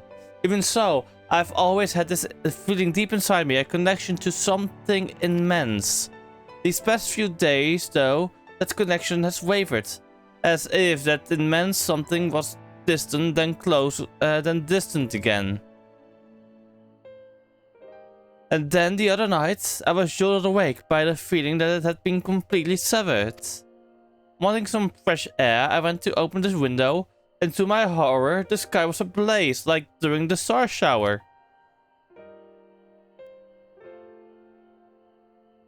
Then I blinked and everything was normal. The next day, no one said a thing. No one else had seen what I had seen. Oh god. As far as I could tell, it was nothing was out of the ordinary. I began to wonder if it was a figment of a half-remembered dream. What you saw was the final days. Hero, what are you not telling me? I have to know, please. It doesn't matter how terrible it is. Yes, you have the right to know. Basically, what you saw was the final days. Zodiac has been slain. And the star is coming to an end. It wasn't my imagination then. The doom we witnessed in Amrot has come again. I can't believe it. Like I told you before, all is well here in the first. So please don't worry about us. Please, look only to the threat before you. We are fine right now, and even if we weren't, we have learned how to survive. Should the final days reach us here as well, you may be assured we won't go quietly.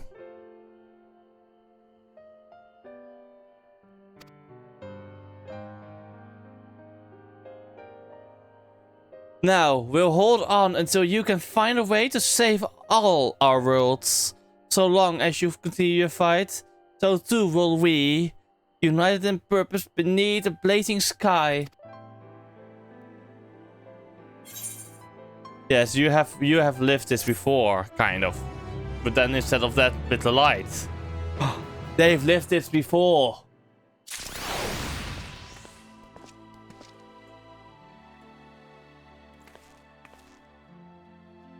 Oh shit, what a twist.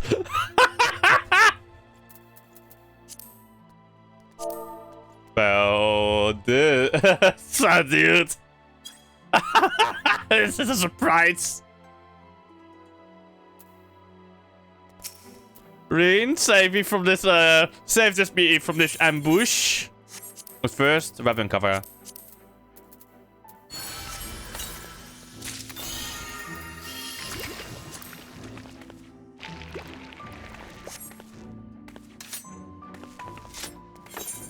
Oh wait, I still had it on RP mode.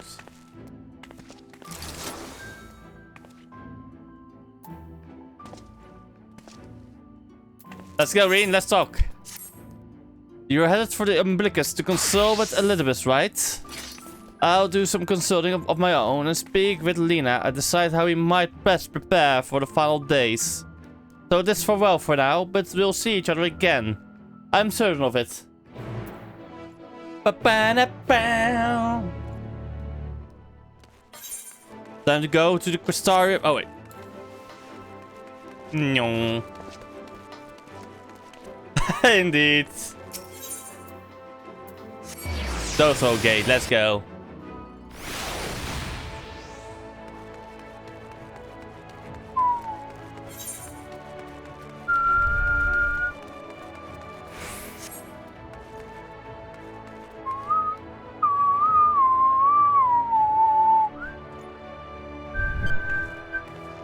Sorry for the whistling. I just like this music so much. This is so far my favorite city track, you know? Ah, Mr. Harrow, welcome back. The captain has told me all. Give the word and I will show you to the Ocular. Yes. I will proceed to the Ocular.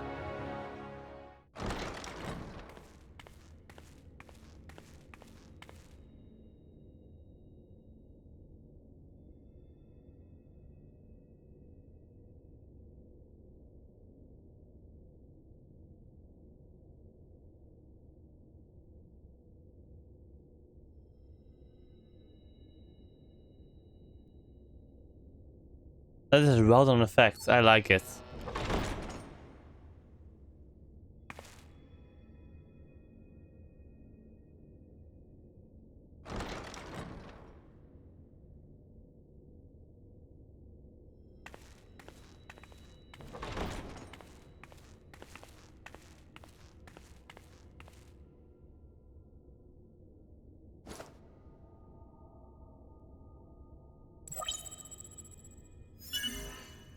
Biometric authentication complete.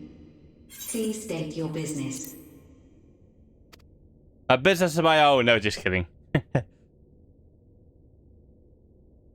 Acknowledged.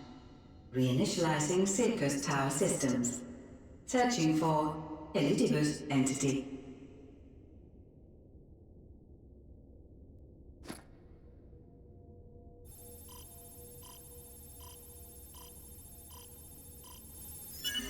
Target located in subterranean core power accumulator. Projecting image.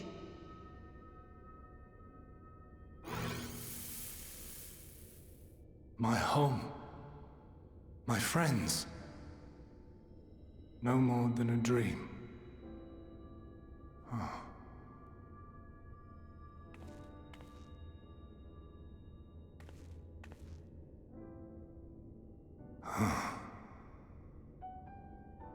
You. Why have you awakened me? I no longer sense those places beyond, or Lord Zodiac? Elizabeth. You must explain all. Yes, I will.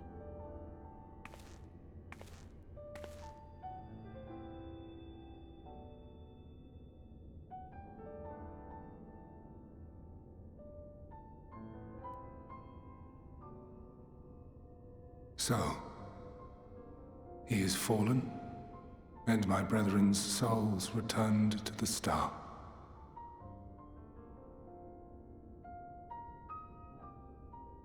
The doom we sacrificed so much to prevent is come again.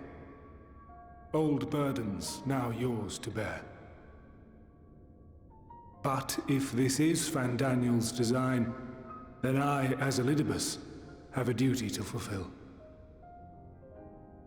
Your unsolicited act has restored to me some few memories of the convocation. Such knowledge as I have, I will share.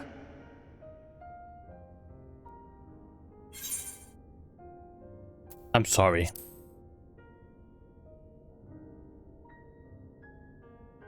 Why apologize for receiving a favor of the defeated? If it sits ill, consider it payment for freeing Lord Zodiac from servitude. Where to begin? The end. Your understanding of what caused the final days is consistent with our own. The decay first took root where the currents were weakest. Yes, a conclusion drawn by him, Fandaniel. Not the him of here and now, but as I knew him, long, long ago. Having shed light upon the phenomenon, he dedicated himself to devising a countermeasure. Were it not for his knowledge of the Celestial, we would never have made the connection, and thence forestalled the final days. And though he inherited that noble soul, how different this last incarnation, so consumed by self-loathing and hate.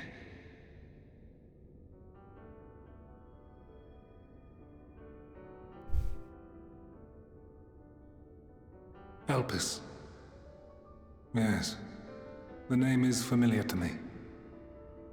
Yet I know it not as a flower, but a place. Oh?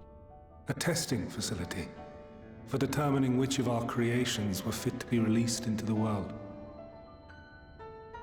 Many worked there, and before joining the convocation and assuming the title of Fandaniel, he was their chief.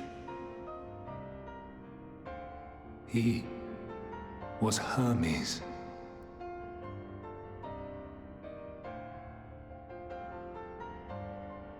That is all I know. The crystals tell little of the lives the 14 led prior to their induction. Elpis itself would tell even less. Nary a ruin has survived.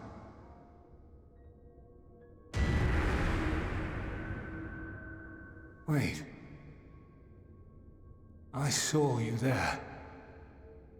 In Elpis. No. I did not. But I did. I did. A lingering trace of impossibility. And a truth that fills my heart.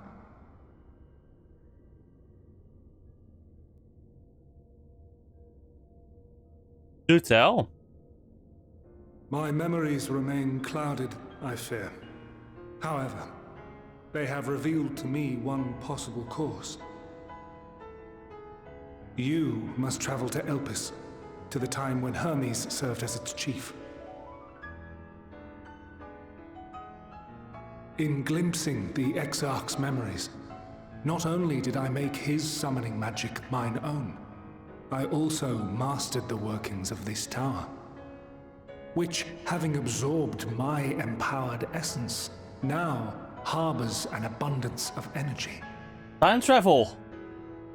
As such, I believe I can deliver you unto the past, unto that place and that precise moment. Given the eons that must be traversed, the gateway will not be fully formed.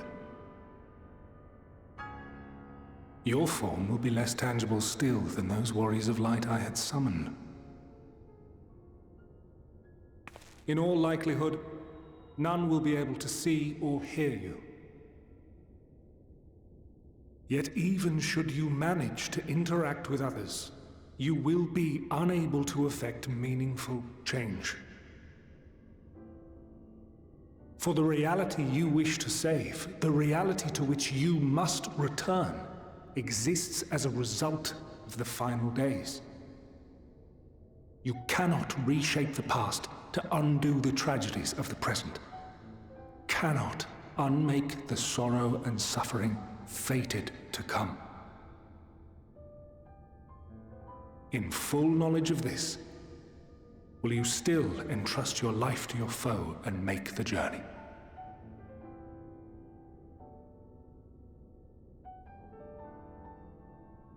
Not. Yes, I do it. Very well. I shall cast you unto the river of time. Let this be my final act. You must input the commands. I no longer have the authority. First, you must reconfigure the systems, that the tower's ether may be channeled for the magic.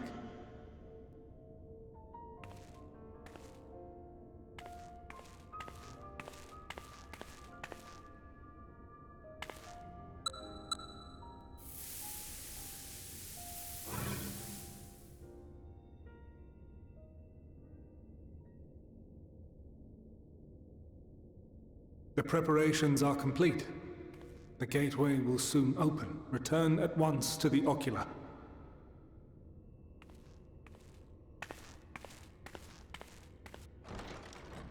Time to go to Elpis.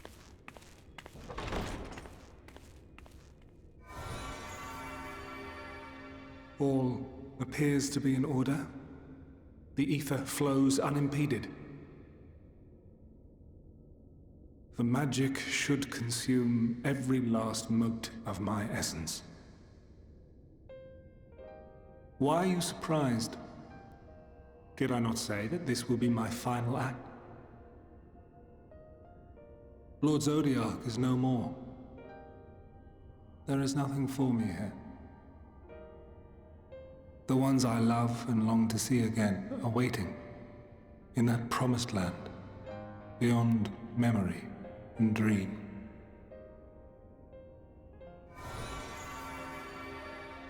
Now go, warrior of light. Go, and do not look back.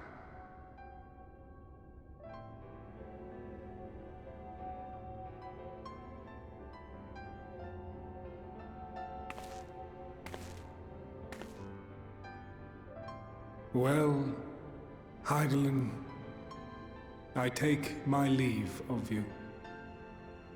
Yours is the mantle of the last of us. May you have the joy of it, the burden, and the solitude. It falls to you now. You and your champion to save our star.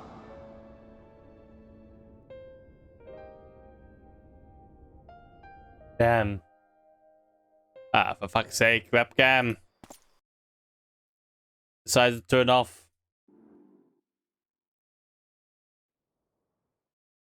There we go, tracking us back.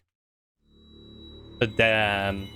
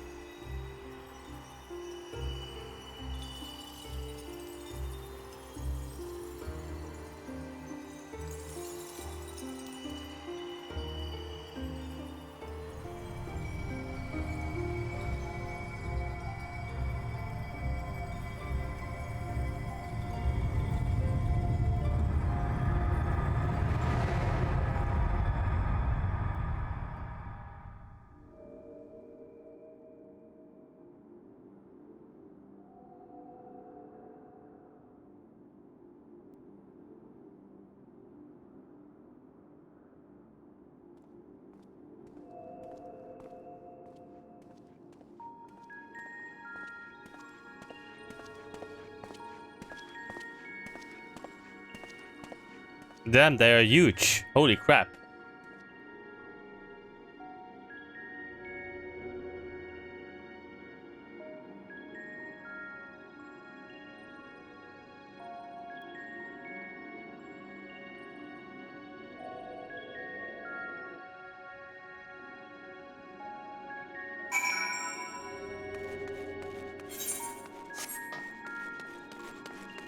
Face and right like the face.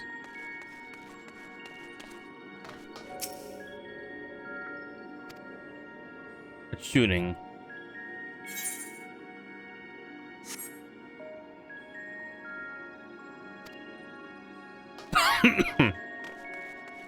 It works differently, I guess. Guide for this facility in all likelihood. It doesn't notice me, yes, I thought so.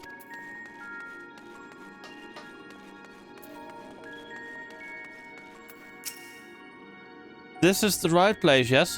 Propylion. It's good. Facility is called Propylion.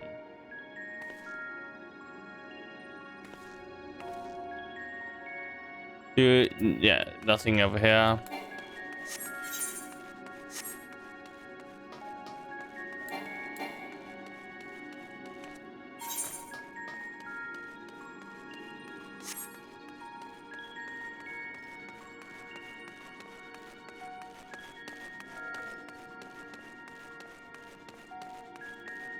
Black robed man, let's go.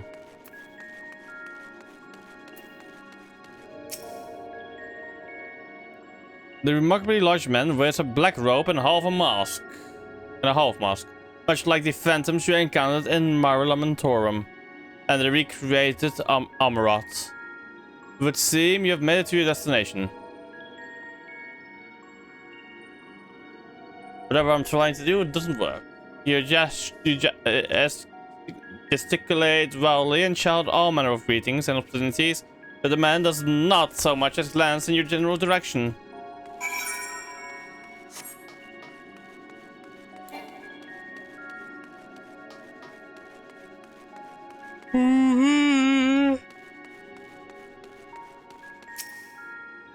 Oh, this is open.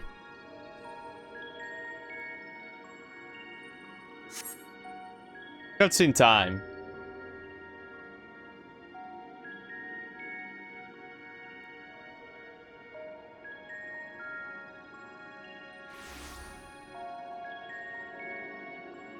And here we are, Elpis. Oh! Well, well, how rare to receive you in person. To what do we owe the honor? Oh, just a few odd tasks. We'll be here a while. You're welcome to stay as long as you see fit, of course. As a matter of procedure, however, I must ask that you kindly remove your masks.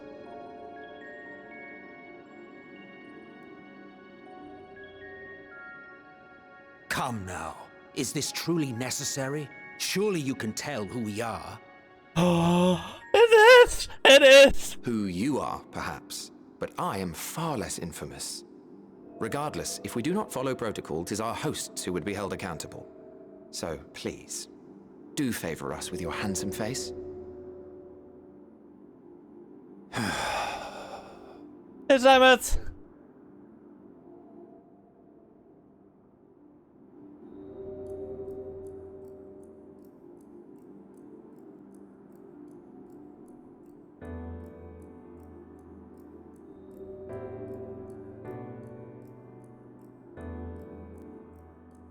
And hide low Teus, I think, right? Wait, he can see us.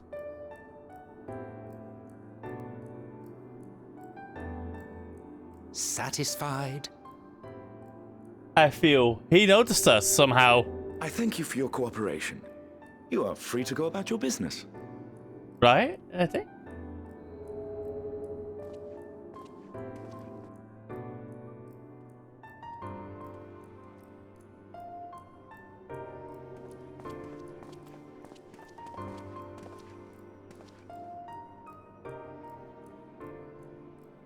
By the by, You see it too, yes? It's always yes. There's always.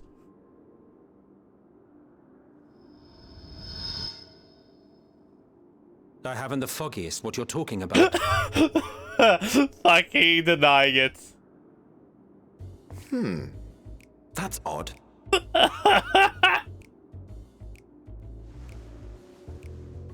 It's right here. A bit thin in the ether, but there's no mistaking it. The color of its soul is almost identical to Azem's.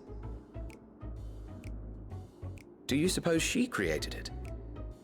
Rather unusual for a familiar to have a soul, though.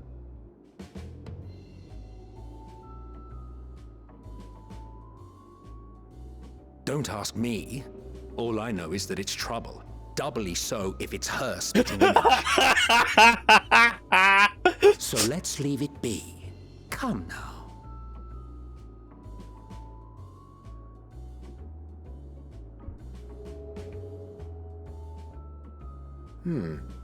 It's trying to say something, but it's literally too intangible to form words.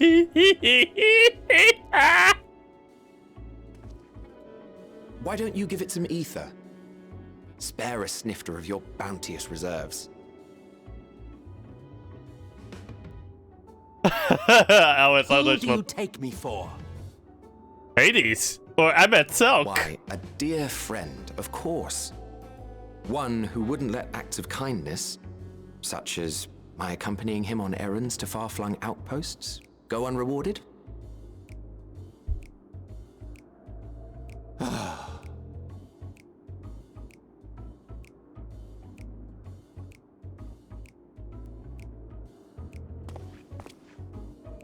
I suggest you close your eyes, or this may be unpleasant. Will do. Close them now.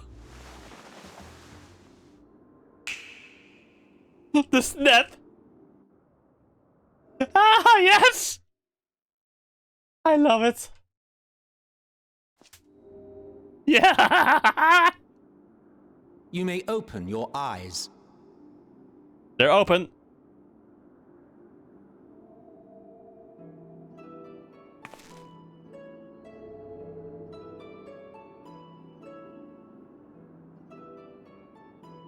Wait, I grew! Holy shit!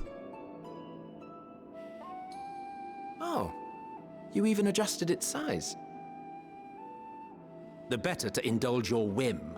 This way, it will be easier to communicate.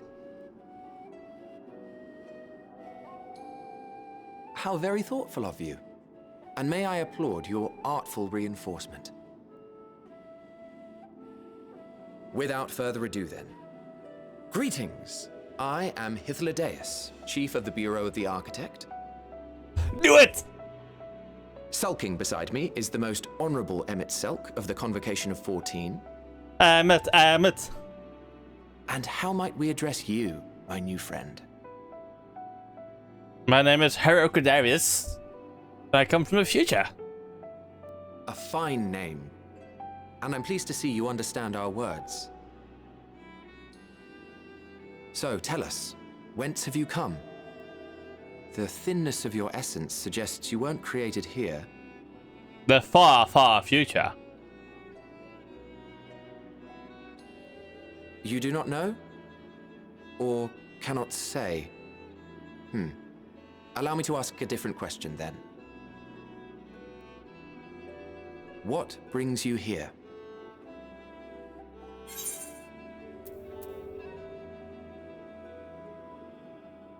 I want to learn about Elpis.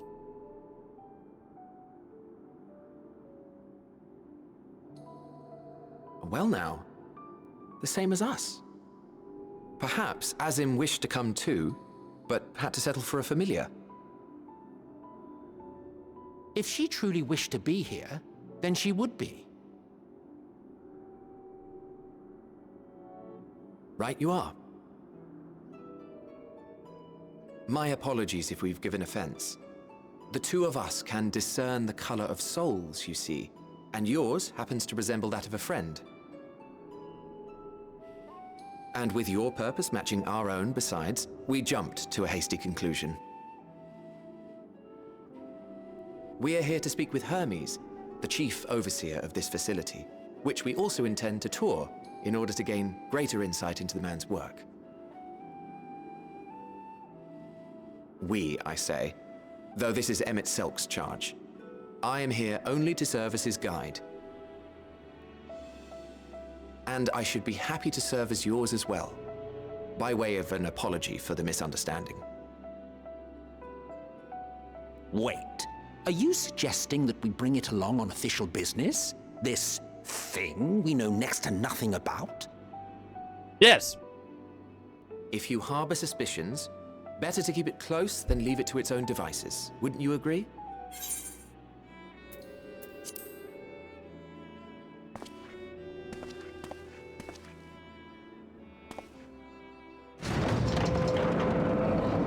Besides, having a mysterious life form in tow is the norm rather than the exception here.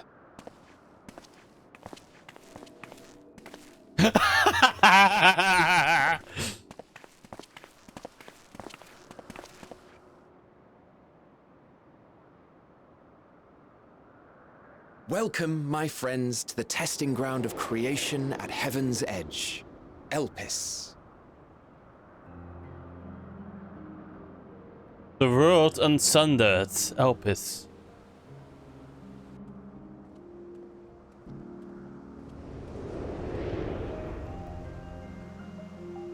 The Watcher. Bennett. And such, and the dog. This presence.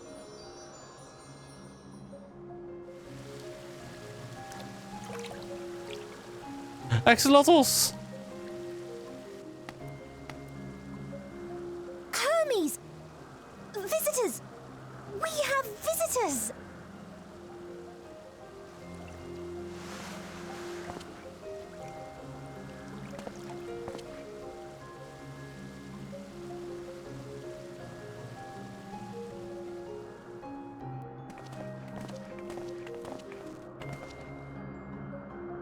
What secrets are you hiding, I wonder? Secrets of the future.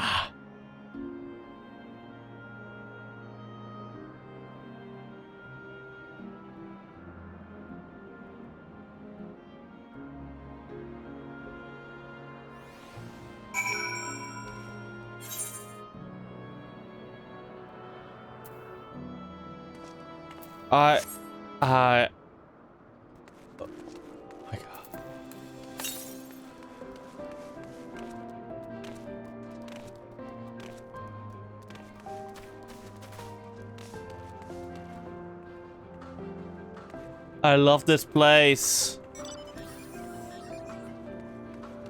Oh fuck, wrong button.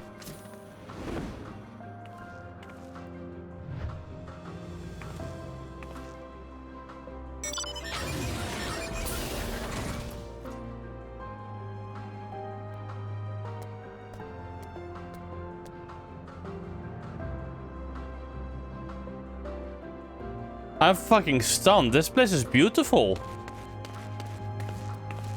Wrong button again. Because I'm an idiot. Atlodeus. This is hardly my first time here, but the scenery never fails to take my breath away. Why, it feels as if you could reach out and touch the heavens. Now then, to begin our guided tour. Perhaps you already know these things, but for the sake of thoroughness, I shall start with the basics. Using concepts to give shape to ether. Creation magics allow us to bring forward anything we desire, be it inanimate objects or living beings. Anyone may conceive of concepts, but they must all undergo an evaluation at the Bureau of the Architect. As part of that process, living beings and certain arcane entities may be sent here to Elpis for in-depth observation and study. A fascinating facility, isn't it? I dare say you will enjoy touring it with us. Darn ass. Thank you for the 4 months of subbing, Kev. Get rid of your damned ads. Welcome back to your rank of lieutenant.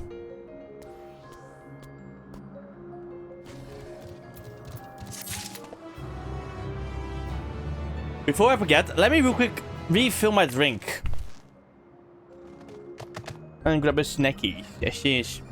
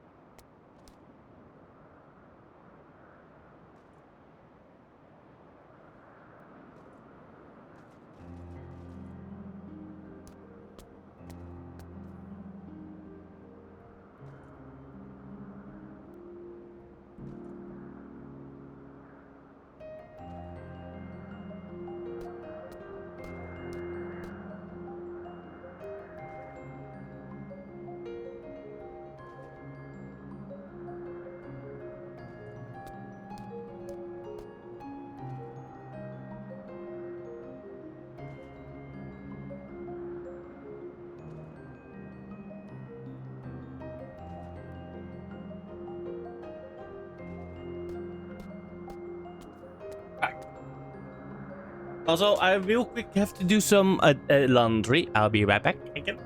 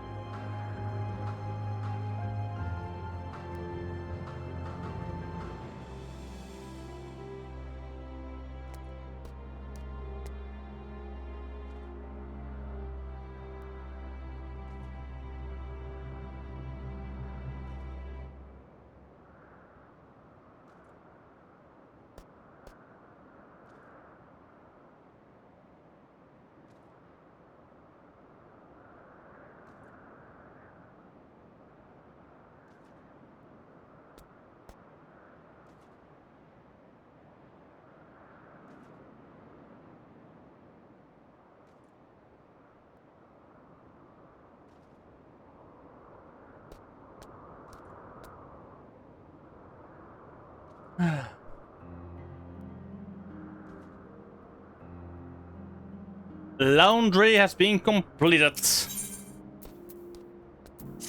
New clothes.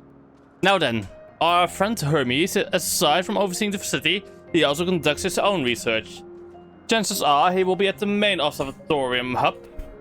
So let us seek him out there first. Tired as you are, however, you stand out a little too much. Our dear MSQ, we should keep a low profile for this here's errand, so... You know how to make a rope? The basic concept will do. No, in that case, MSQ. No. Your whim, your responsibility. You're not getting another temple of eater out of me. Never change, Emmett. Never change.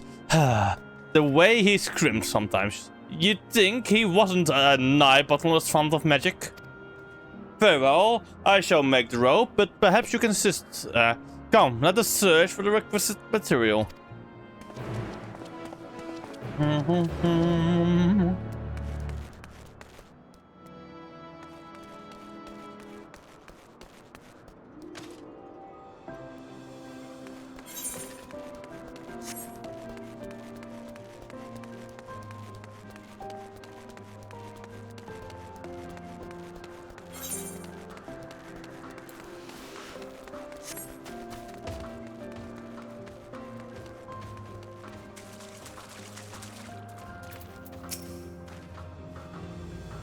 Yes, these creatures should survive.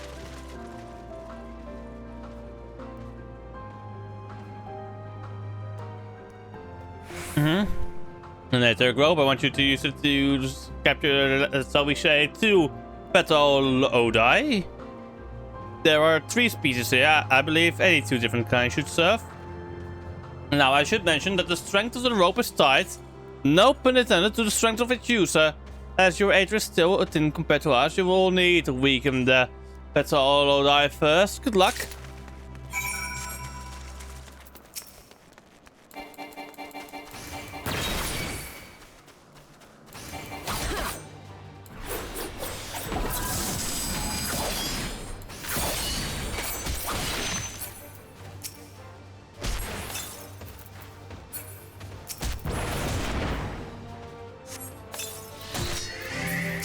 There you go.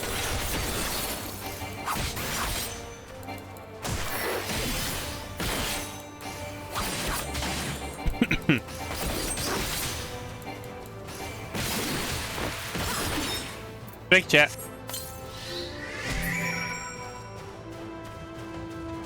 That was fast.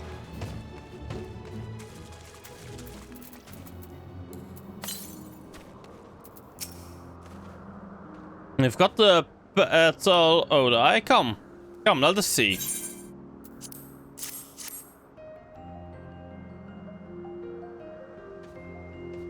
Yes, these fine fellows will do nicely. And now for a spot of reversion.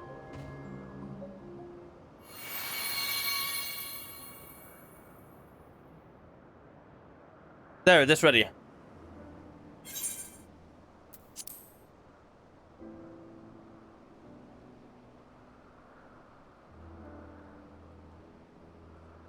It's nothing fancy, but then we're not trying not to stand out. Try it on its size. You turn living beings into clothing, just like that?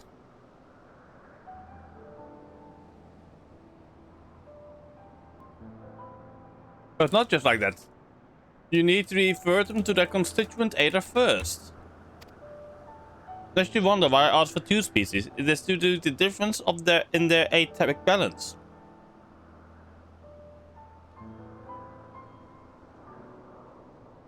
Blending them allows us to produce a garb with superior aetheric stability.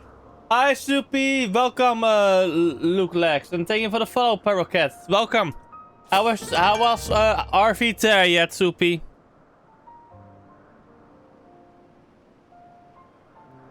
How was the game today? And also, hello Raiders, I'm Herocodarius. I am somebody that loves sci-fi and fantasy. Currently addicted to Final Fantasy 14. This is basically a mix of both sci-fi and fantasy, in my opinion. So it's sci fantasy, exactly. So it touches both nerves of my brain, so I'm fully addicted. I also love to build things like Legos, paint and assemble minis like Warhammer. Oh, nice. I'm doing good, Soupy, as well. I also have some more Legos to build. Let me show you off some of the Legos I have to build. I still have to build the Tentive 4. Which, by the way, is going to go out of circulation, by the way. This is going to go out of circulation by next year. This will be no longer be... So, I got fucking lucky. I also have this one to build still. And then not least... Yeah. Just showing it off to you. Also, here we go. Yeah, the biggest one of the boxes. What was it? Himeji Castle. Yes, Himeji Castle.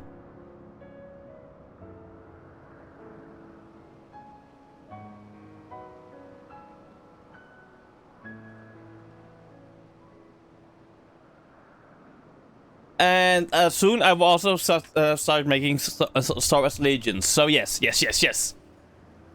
But if you need to go and raid and dip, feel free to raid and dip. Otherwise, welcome and feel free to stay. And I think I also already answered the question right. But I'm gonna answer it anyway. I'm doing good, by the way. And nice. I will just... meanwhile, I will also continue. I guess you have to walk your doggo, Soupy.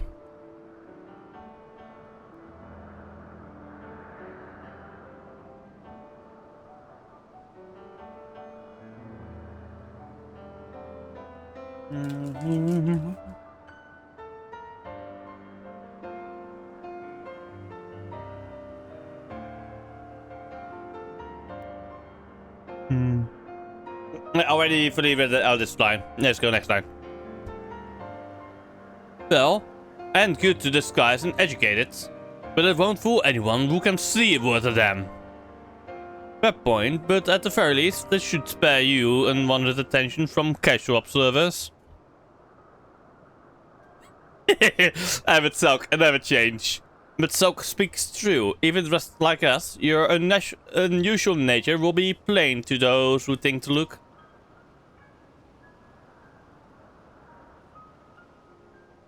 Should someone question your presence, don't make up excuses, much less try to explain what you actually are. No. Best to simply say that you are a familiar. The question is, whose? Ah, of course, Azem's. If you say you belong to her, people will give you the benefit of the doubt for any and all outlandish behavior. Exploiting our associate's absence. For lack of her presence, absolutely. Were she here, she'd have been the first to propose the ID, and you know it. Hey, I would never propose the ID. But let me on the top of my tip of my tongue. But that just story is settled. Let us continue with our errand. Ooh, yes. Yes. You happy? Finally got myself the Ashen gear.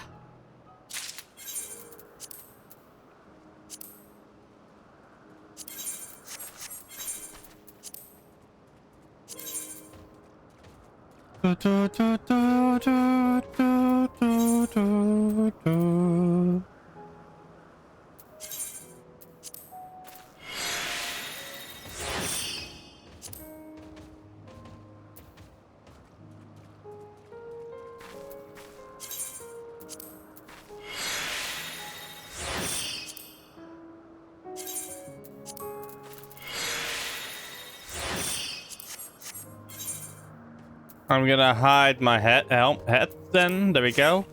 Look at me. Look at me. I'm an Ashen now, friends.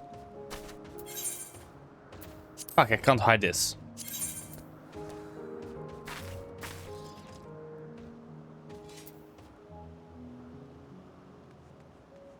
Oh no, I can, I think. There we go, hidden. Let's go! Yes!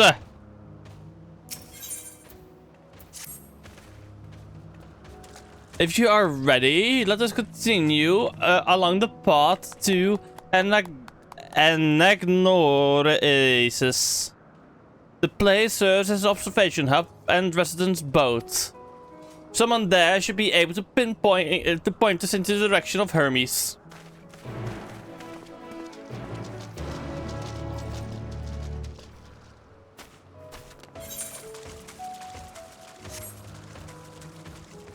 Then we go more north. Whee!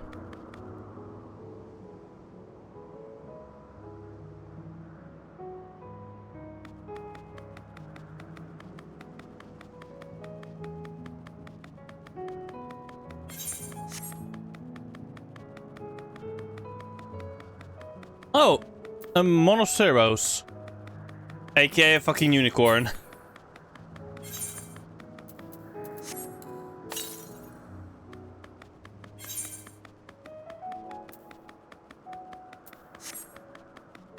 Emmet, suck, let's go.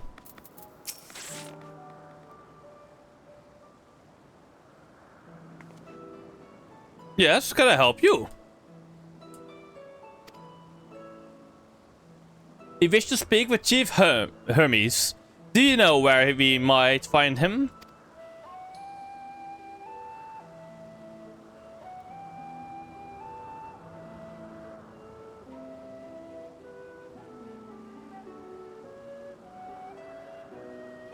So now, by your mask, I assume you are one of the 14.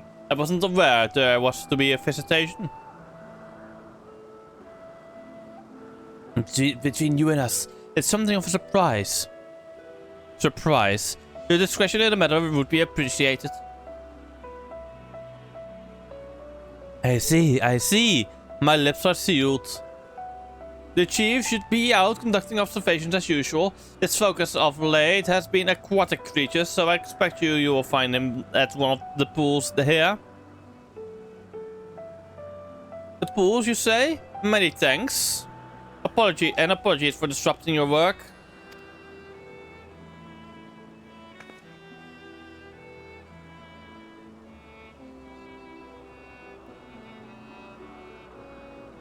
I say, Hytlodeus. Well, I've never met Hermes. You know him well, do you not? That being the case, couldn't you simply find him by his ether? Aye, that I could. The rest of fun in that. As you know, Emmet Sauk and I can discern the color of souls. By the same token, we can also see ether quite keenly and from great distances. With this skill, I could readily locate Hermes, but I felt that it would be a waste of an opportunity. We're here to perform an assessment after all. By searching the ordinary way, we stand to gain insight into Elpis and the men in charge of it.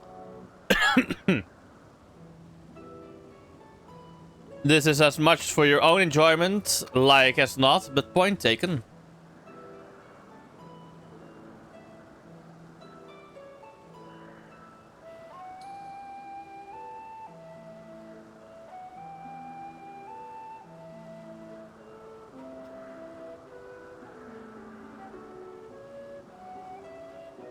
I like this. If you're going to accompany us, make yourself useful and help us look for a Hermes. Yes, according to its profile, he has short and dark hair. So you know, it's because we're in Elpis that we don't have our cowls up. A special exemption due to the need to be aware of great dangerous creatures. Elsewhere, we do not exhibit our individuality. It's unseemly. This is all common sense. But I would not assume you possess any.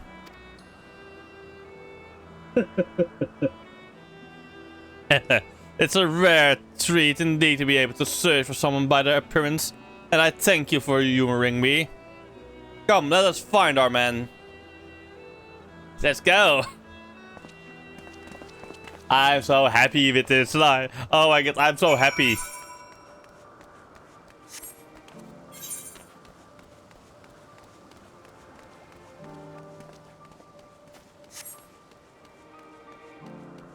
Duxes.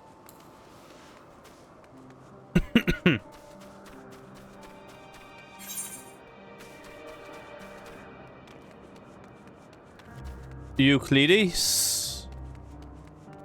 Glidus. Oh, Minda.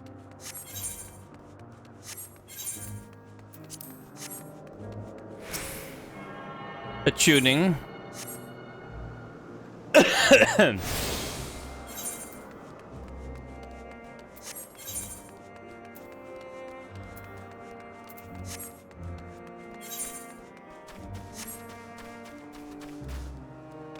Hermes, where art thou? Its temperament appears to be somewhat more stable too. Blah, blah, blah. I say we let it loose for a bit.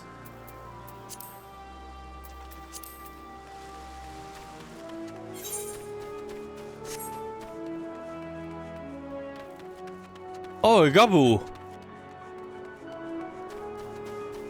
It appears to have moss growing on its head.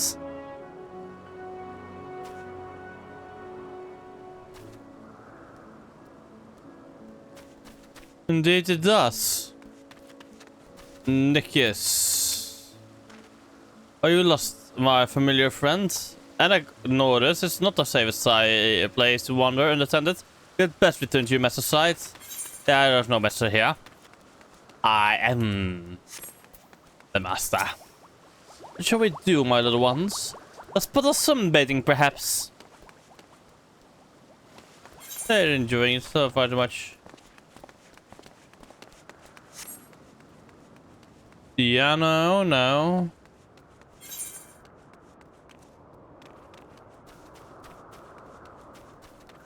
There he is, found him. And a bewinged girl. They have such funny faces. Axolotls.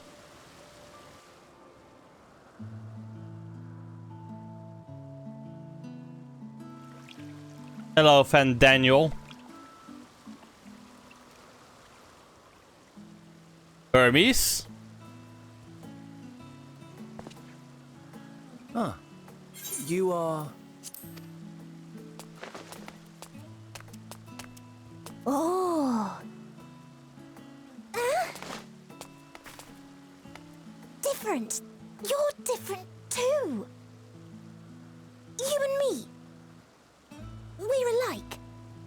Friends. I want to be...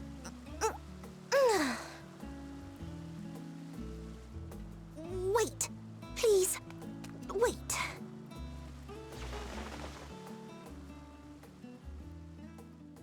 Greetings and salutations. Can you hear me? Oh, damn. Do not be alarmed. I mean you no harm. I wish only to hear your words, share your feelings, and know your thoughts. May we please be friends? May we please be friends?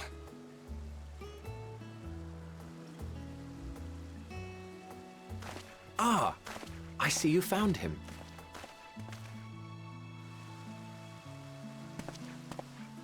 Hythlodaeus. It's been a while. Too long, I think. Too long indeed for close collaborators. On this blessed occasion, I bring not only myself, but others who long to speak with you.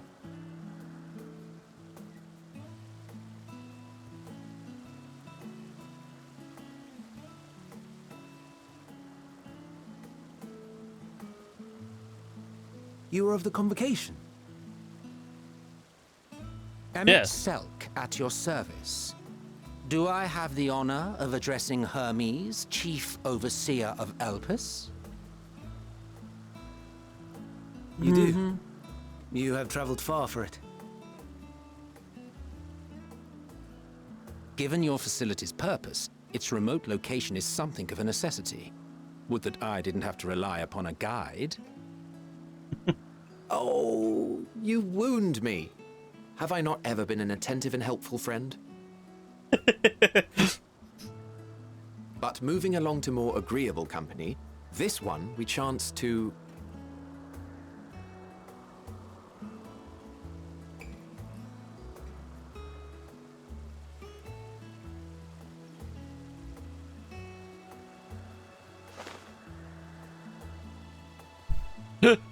Well, you certainly have her attention. Is she one of yours, Hermes?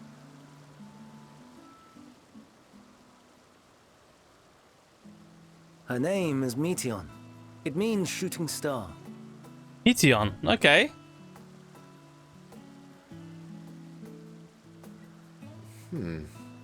If I may make an observation, her ether is terribly thin.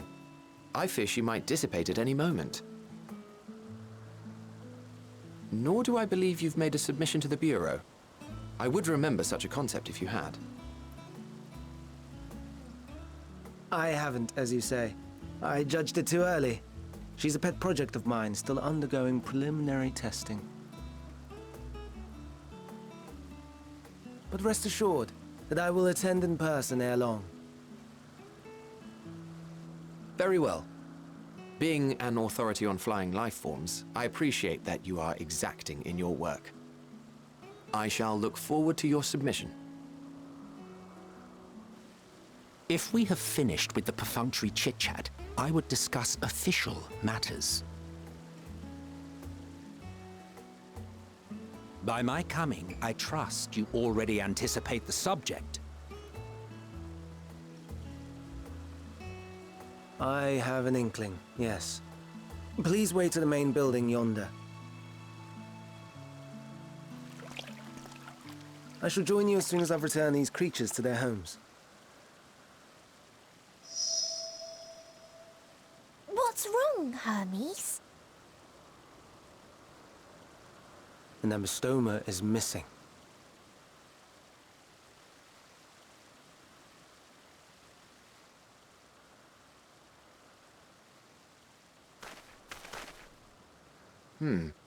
I may have found it. A creature with the self-same ether as those there, nestled in the boughs of a tree outside the grounds.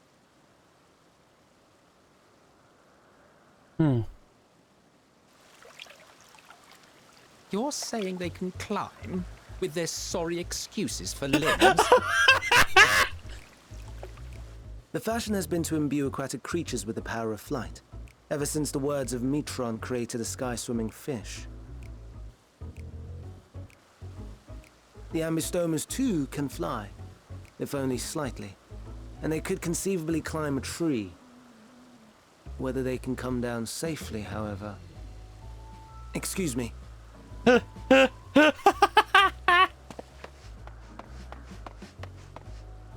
help, too!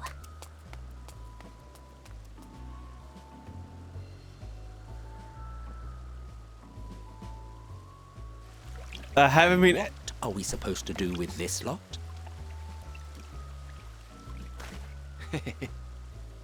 May I suggest we split up?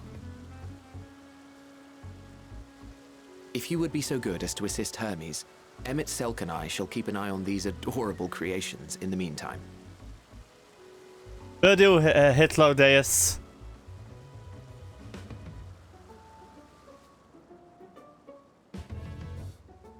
And yes, Aurora, I am in Opus, and I haven't been able to stop smiling since, honestly. Holy shit, I'm such a fucking Emmett Selk fanboy, aren't I? What the fuck?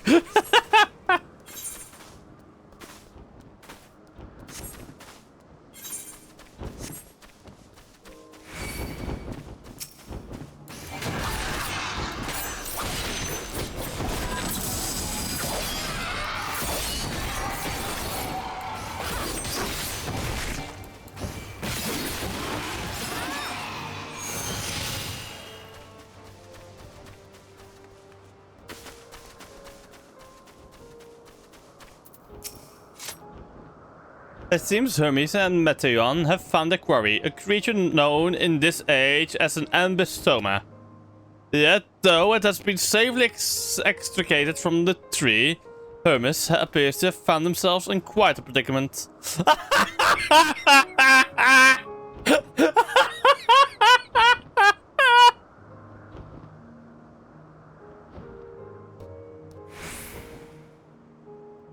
Oh my god. I didn't even... Yeah, quite a predicable indeed. The ambystoma, Hermes saw it up high in the tree. He climbed up to get it, but it jumped on him and he slipped. Do you need a hand?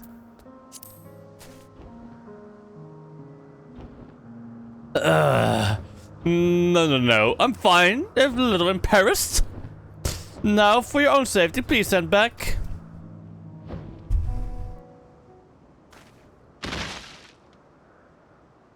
That didn't sound good.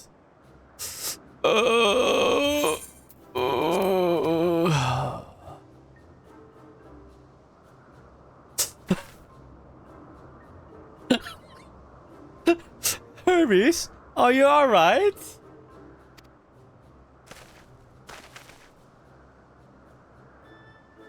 Quite alright, yes. My apologies for making you worry, Metaion. Both you and, Hercules. Hercules, you are correct. An intriguing name, somehow reminiscent of a new creation. Thank you for coming after me.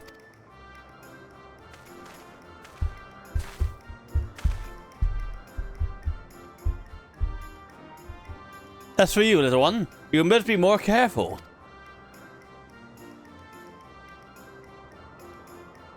You may be able to fly, but that doesn't mean that you cannot fall and hurt yourself.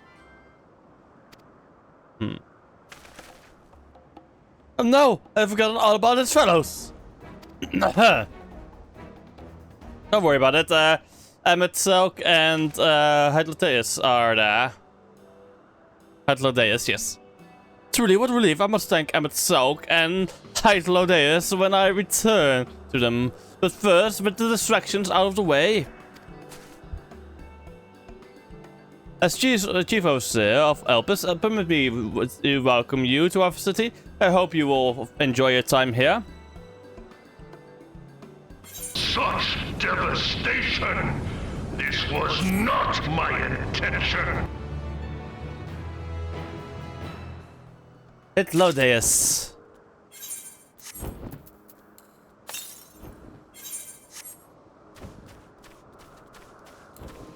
So I'm gonna get myself a quick side tour. No, you missed an A. You fucked up the name.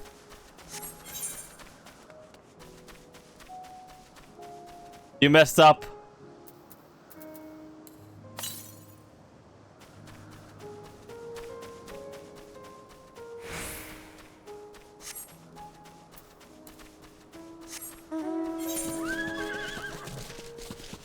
The morning dew.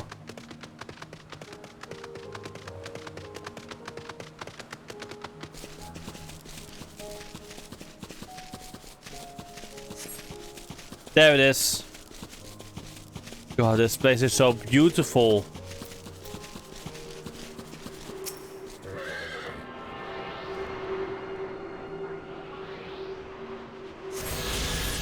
I love this place.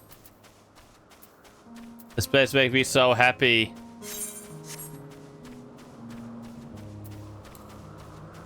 It actually does bring a smile on my face, like what the fuck.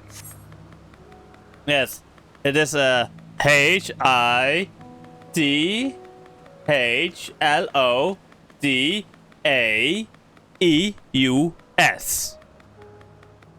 Hytlodeus.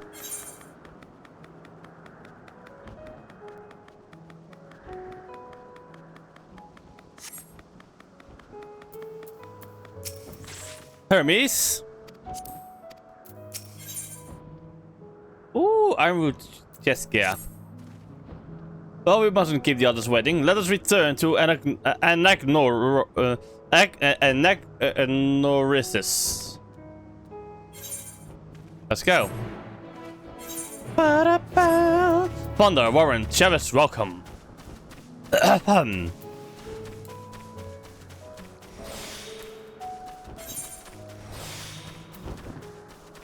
Such devastation! I know. This was not my intention! The Norisis. My apologies for the trouble, owing to your kind assistance, all ambistomas are safe and well. I will presently send them back to their space if you would go on ahead to the main building. Upon entering, you will see a table and chairs, a meeting area. We may speak there. Very well, take care not to let the creatures slip away again.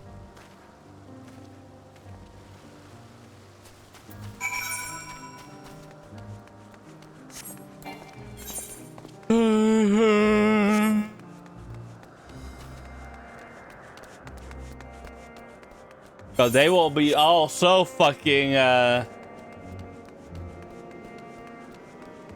Oh no, you got that one right.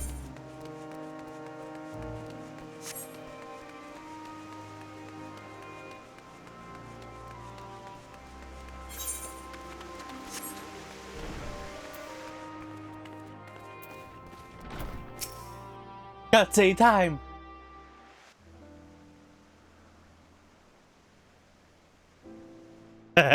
This appears to be the place. Yes, it is. And here is where we part ways. Nope, we won't. We will be discussing highly sensitive affairs. Only a select few may be privy to such knowledge. Then we get to the final days. Someone who cannot or will not divulge their origins.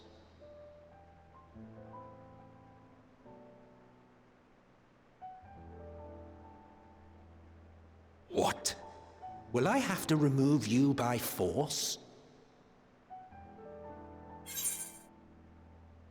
There are reasons I cannot speak freely.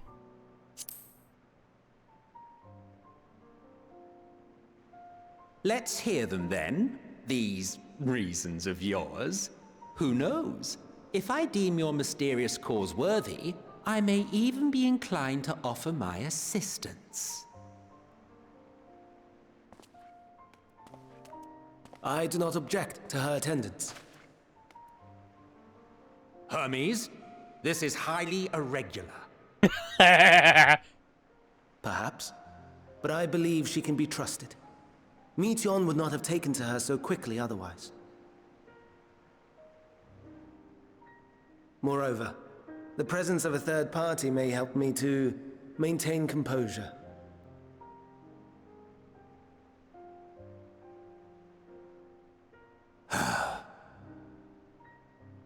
As you wish, then. Behave yourself, do you hear?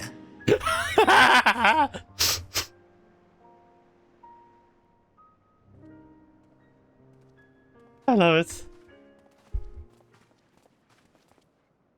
Over all these years, he never changed.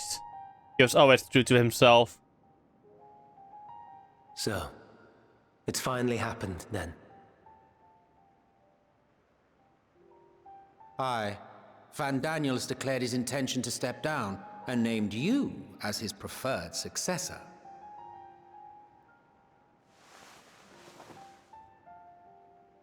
In recognition of your knowledge and your works, the Convocation is giving the recommendation due consideration. As one who does not know you personally, I am to use my impartial eye to take your measure. And above all else, to ascertain your disposition towards the invitation.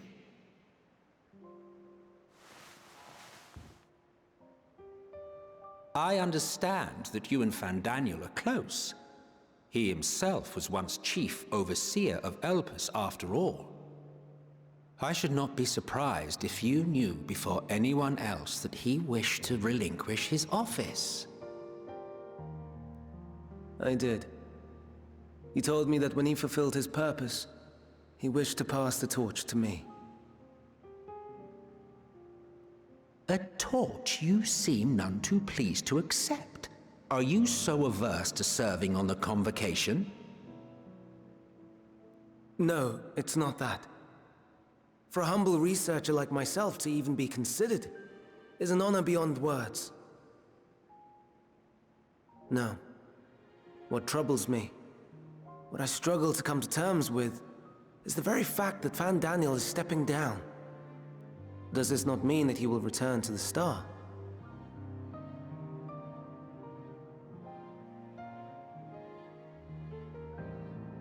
Of his own volition, yes, like so many others have before him. Return to the Star? Does that mean die? Well now, that's not a word I hear often. Is that what you say here in Elpis? Mankind is the life of Aetheris. Each of us, a drop of blood flowing through its veins, bearing sustenance. In our finite time upon it, 'tis our duty to make it a better place, that all who call it home, now and in future, may abide in happiness. To that end, we have dedicated ourselves to the pursuit of enlightened creation. And by our efforts did we transform this once untamed wilderness into the peaceful paradise you enjoy today. To return to the star whence we came is a privilege afforded to we who have so loved and nurtured it. A choice embraced by those who have lived their lives to the fullest, in service to our world.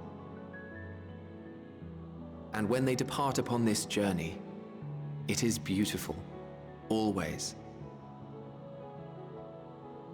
The 14 are no exception. 'Tis believed no occasion is more felicitous than the fulfillment of one's duty. Our office becomes our lives, and to retire is to return, or so the majority of us hold. Some few have elected to eschew custom.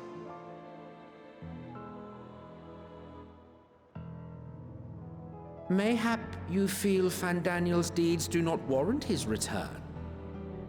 Yet you should know his accomplishments as well as any. During his time, he conceived of countless outstanding concepts. And channeling the wealth of experience he attained here in Elpis, he brought forth many new specimens. I know of all this. I do. It's just, I cannot fathom why someone so great and wise, who could still do so much good, would want to end it all.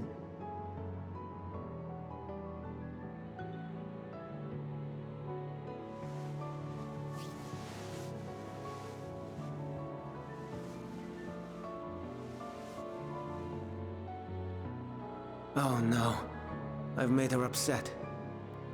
Forgive me. I know I requested your presence. Might I trouble you to take Meteion outside? A change of scenery would do her good. Leave it to me. Meteion, come. Let's talk. Friend. Okay, let's do this question real quick. 1, 2, 3, Such 4, devastation! 5. This was not my intention! Meteion? I have no idea how to pronounce fucking... I should have listened more closely to what they said. Sorry, Hero. I didn't want... I didn't mean... a walk. Perhaps we can go for a walk? Meteion. Meteion? Yes. Okay, Meteion. Hermes gets sad when he thinks about that. When others are sad, I'm sad too. That's how I am, how he made me. But don't worry, I'm fine now. So, why did you come here? You want to learn about Elpis and Hermes? I teach you. I can teach you. We could take turns. I tell you something, you tell me something. Sounds like fun. It will be. It will be. Oh wait, I should probably hide my sword. Back. Where to start? Ah yes, let's talk to Memnon. He should be near the Aetheryte. I'm not good at explaining, but Memnon is, so I'll have him explain it instead. Let's go.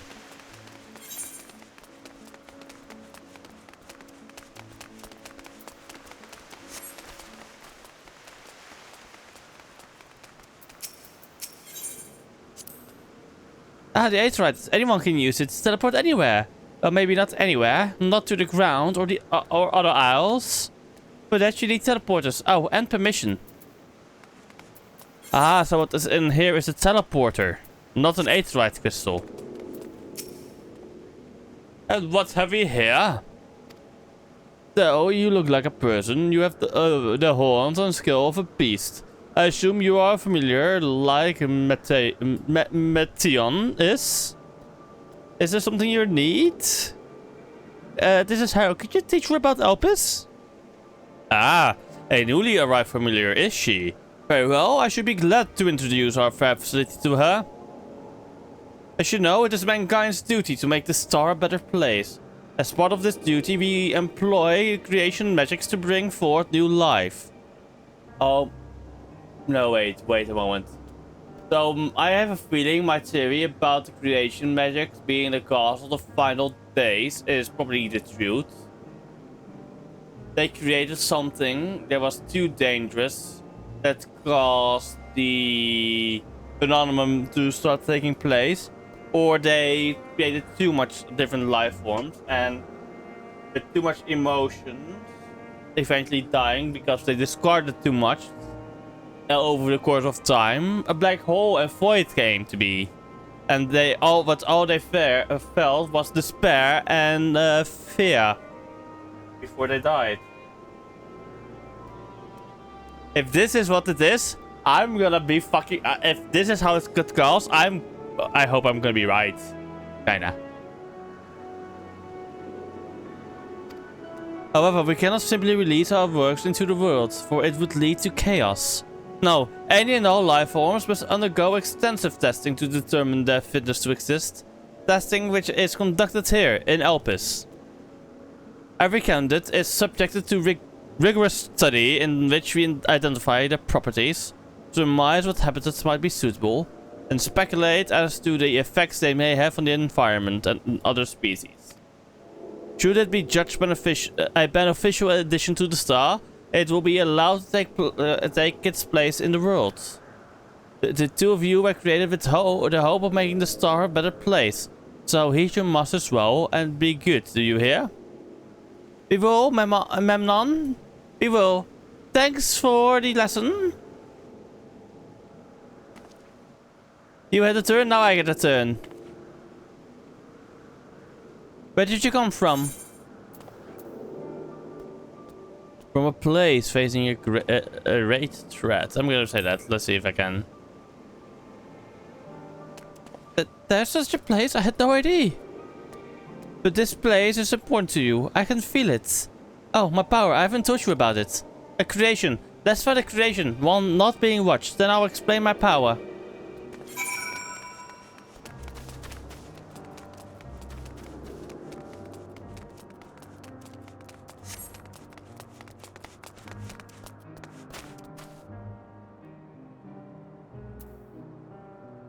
Why is this fucking bird here? Why is it here?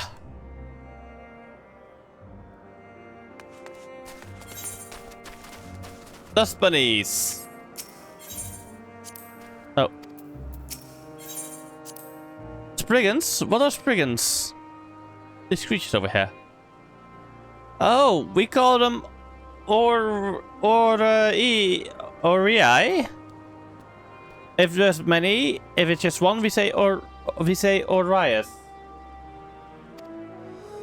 Though they're cute, they can be naughty. Sometimes they run off with concept crystals and the Hermes has to run after them. That's fun.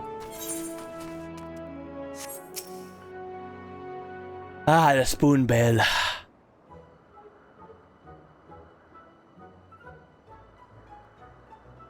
Oh, this creation is perfect. But I don't remember seeing it before. Perhaps it's new. No, it just fucking stalks me. That's what has happened. Anyway, I'll try reading his mind. That's my power.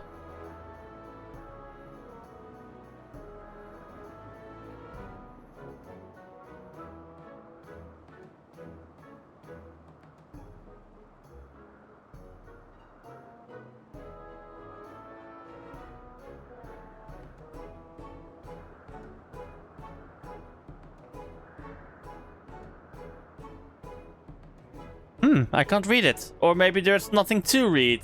It's fucking brain death. Oh my god. Wait, please? Wait, I'll try again with you this time.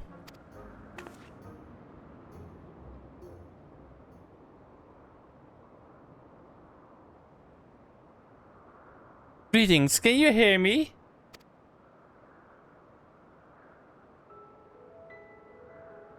This is my power. I can read the emotions of those around me and project my emotions to others. Yeah, I have no idea why I'm doing this sometimes, you know? But still. This is my power. I can read the emotions of those around me and project my emotions to others in return. I'm not actually speaking to you in your mind. Rather, you are converting my emotions into words and intention. A process performed subconsciously by intelligent life forms. This ability is vital to my mission, for it allows me to interact with intelligent beings, even should they communicate via unknown languages or other non-verbal means. As a consequence, I'm clumsy at speaking. Yet, though I struggle to express myself in this fashion, Hermes wants me to speak as much as possible, for everyone has thoughts and feelings that they may wish to hide. I harbor an affection for you, one that is difficult to define. Aside from the fact that you share common traits with us, your thoughts are more complex, prismatic. They draw me in and leave me wanting to know more. Out of respect for your privacy, I will refrain from using my power when speaking with you. Nevertheless, I want you to know that I wish to be your friend.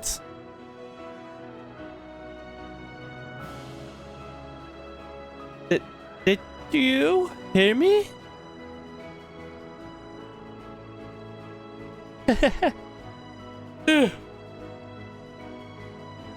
Now it's my turn again. So, what are you good at? Fighting.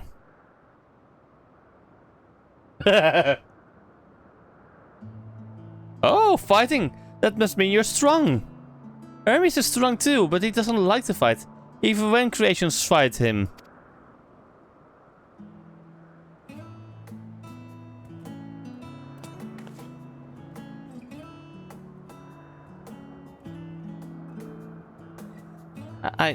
I think we might be buttering it.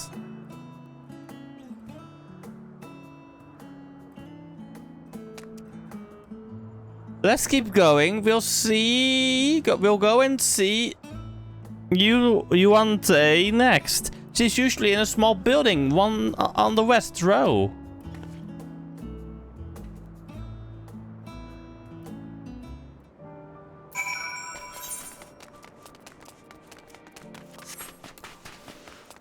Let's go.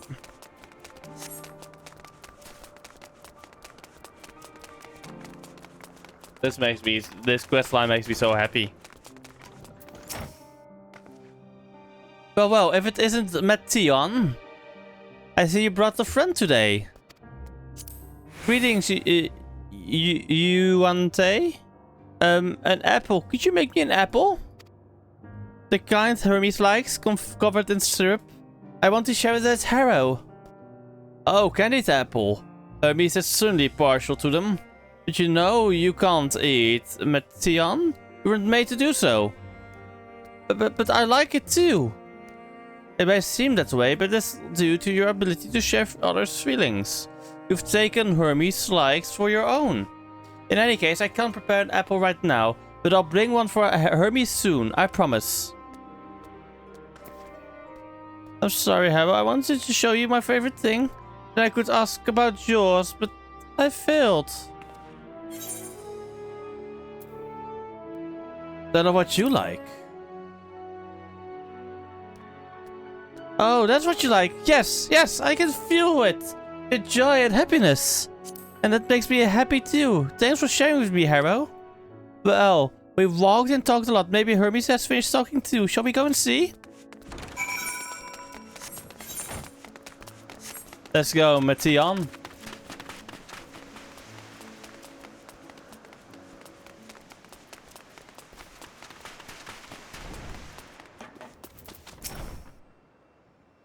Getting time. There you are. I can see the fresh air has done Mathion good. I wanted to learn about you and Elpis, so I taught her. About this place, about my power, and about your favorite food. I'm not sure if that last one will be of any use. But I do appreciate keeping you're keeping Mathion company. Nope, I do not. While you were away, I finished speaking with our guests. Finished? Hardly. You requested time to consider the invitation. We have no choice but to occupy ourselves with an inspection of your work. My apologies. Of course I would like them. Yes, yes. It has been decided that Emetzelk and Hyslodius will accompany me as I attend to my duties. If you wish to learn more, perhaps you would like to come too. Yes.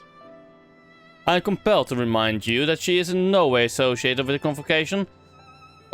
We simply chanced to meet at Propylaeon. There's no guarantee that the matters we discussed will remain private. I do not mind to see the joy her presence brings on Mathion. I can't imagine our mysterious friend harbors malicious intent. I was kind, really, truly. She taught me as much as I taught her. You're coming, of course, to watch Hermes. You're bound to learn lots and lots.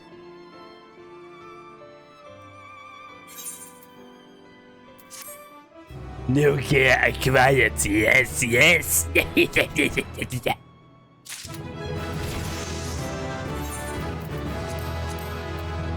I learned Gyofu.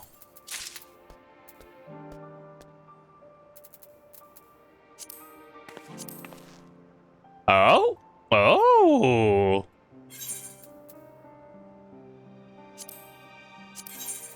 Pretty nice, but not as nice as this.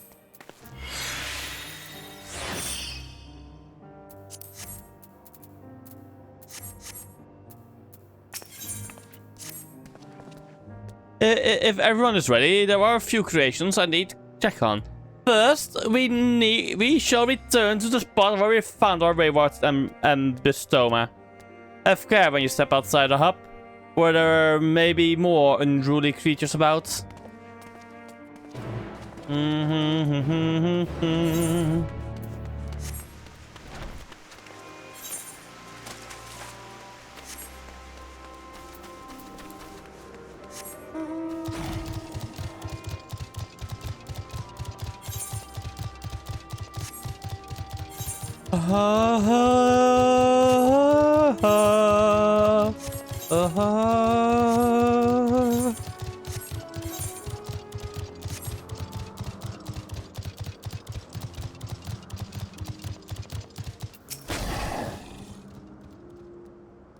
This here is a new species of Petoluda we recently set loose. It has been doing very well, managing to maintain a stable existence thus far. If it can see its observation period to the end without issue, we shall release it onto the world. Tell me, do you know the difference between living beings and arcane entities?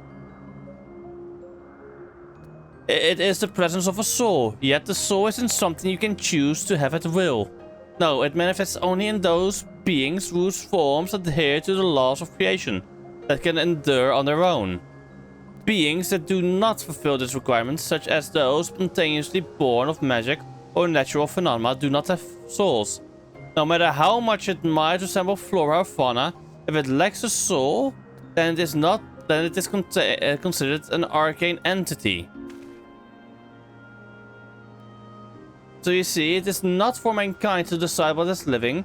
That domain lies beyond our manipulation, and it's hubris to assume otherwise. But come, let us head to the nearby beacon. I've received a report that arcane entities have gathered there.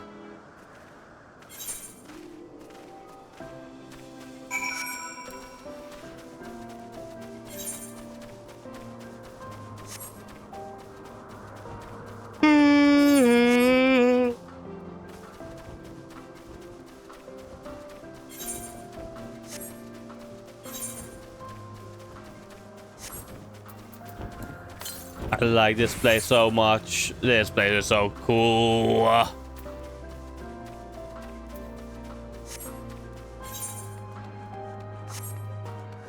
This is my favorite. Hey, this is my favorite store in the Citadel. Elementals. Yes, lightning pneuma. Just as the report said. Although we call this structure a beacon due to its form, it's in fact a magical device. Manipulating the balance of elements, it keeps the isle airborne and maintains the climate thereupon. In the course of its operation, it often sees an internal shift given towards a given element. Right now, that element is lightning, which draws the pneuma here to replenish the aether. It appears Meteion is busy. Would you care to assist me in her stead and feed the pneuma?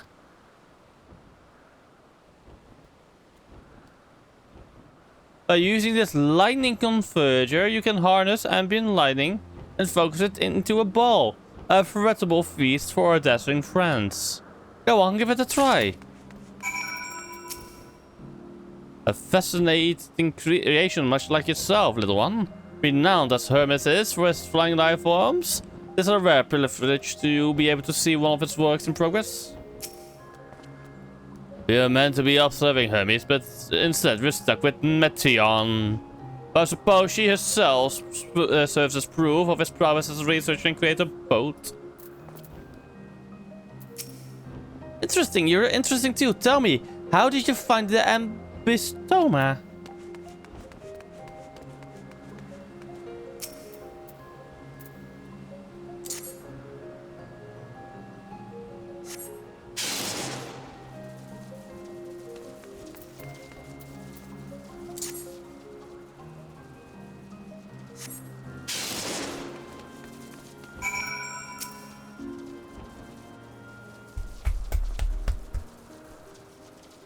Perfectly done, Harrow. Look.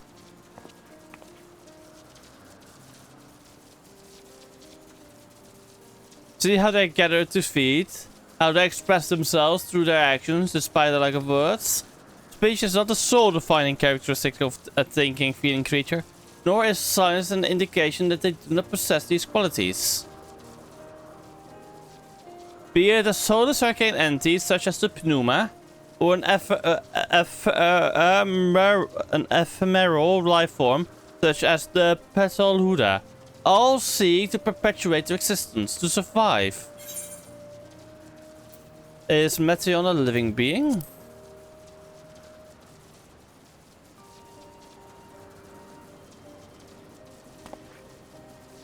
A good question.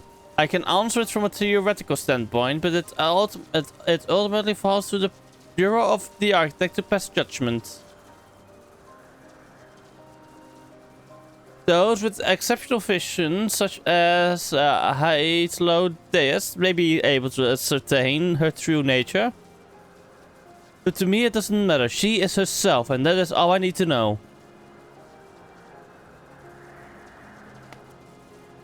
Oh, you're finished already? I'm sorry, I was in the way. Not to worry, my dear. They have missed nothing of note, and we still have plenty of work for them to observe. Such devastation! Hytlodeus, I guess. Next, we will head east to the Morning Dew. I need to speak with some of the observers there. Such devastation! This was not my intention!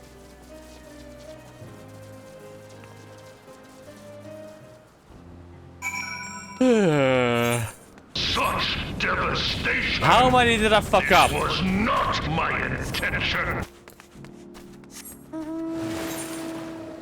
How? Such devastation! This was not my intention!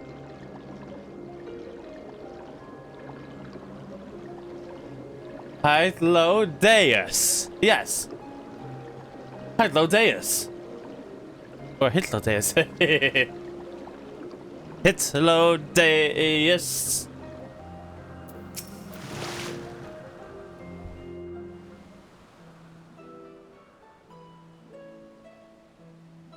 Hitler Deus.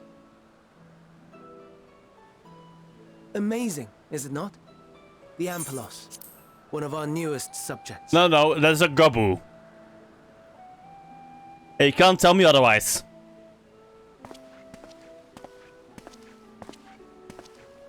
So, how are we coming along?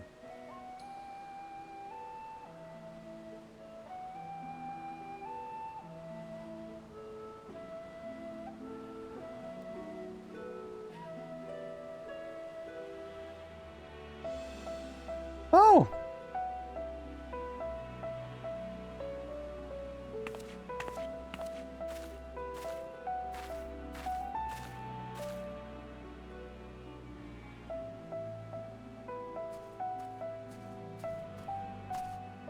This place is Elpis. Those flowers. Elpis. Entelekis. Like me.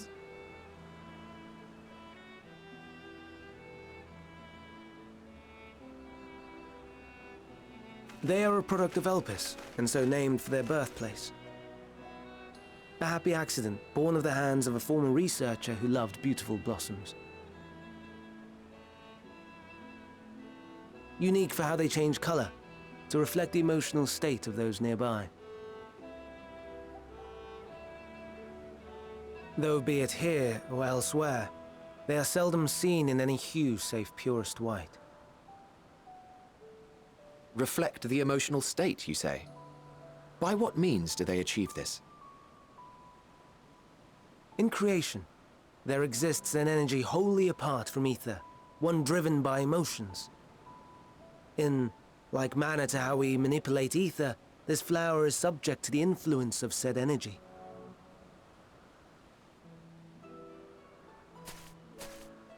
While it has no will of its own, it is sensitive to the prevailing emotion in the vicinity, and reacts by altering its color and vibrancy.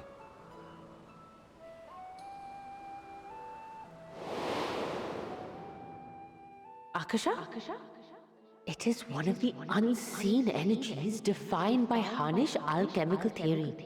Though a gross oversimplification, some describe it as an essence influenced by feelings.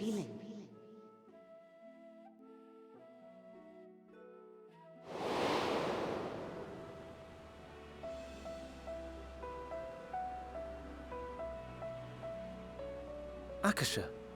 Though I'm not familiar with the term, your description suggests it is the self-same energy. Dynamis, we call it. And those entities like the Elpis flower that have the ability to interact with this energy, converting emotions into tangible phenomena, are Entelekis. That's me! That's me! An Enteleki! That you are, my dear. And no ordinary one at that, but the first possessed of free will.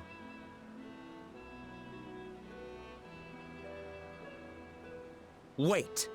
A form of energy other than ether? Dynamis? I've never heard of such a thing. Hardly surprising. Dynamis cannot be seen, much less felt. And though its existence has long been theorized, we had no proof until the flower's serendipitous creation. What's more, Dynamis is far weaker than ether. Under normal circumstances, its effects are drowned out by the latter. On account of which, beings comprised of and reliant upon the ether, like you and I, are unable to make practical use of dynamis. 'Tis a truly esoteric thing, known to but a select few scholars. Intriguing. Then, given the limitations you described, why create Meteon?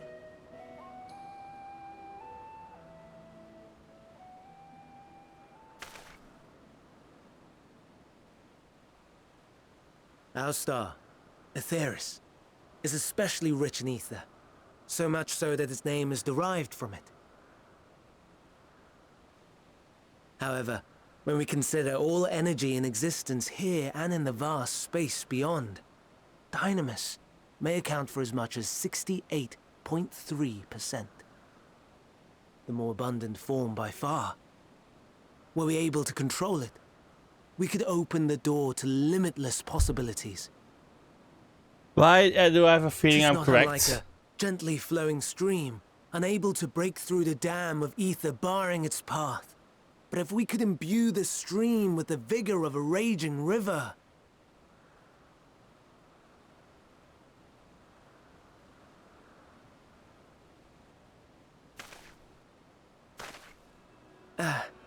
Not that I have such grand ambitions. Nay. I merely wish to create a being that could traverse the great expanse.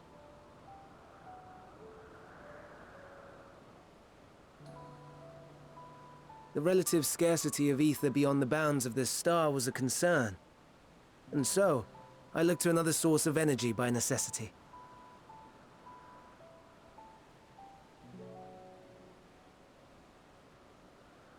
That being Dynamis. No wonder her ether is so thin. Precisely. Yours is thin too. Like an entelechy. Like me. But I'm not, sadly for you. So... are we the same? Entelecchies.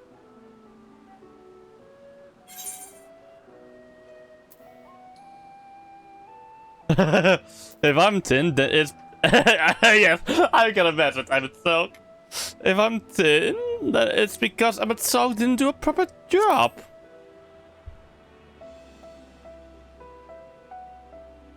Well, aren't we ungrateful? Mayhap I should revert you to the pathetic, faded thing you were. A deficit of ether alone does not an entelechy make. It would, however, make it easier for you to interact with Dynamis. And limited though its influence may be, this quality could prove the difference between victory and defeat. You do well not to underestimate it.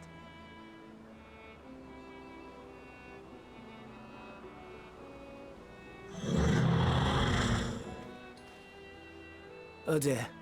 I'd forgotten about the poor fella. You must excuse me a moment while I go and verify a few more things.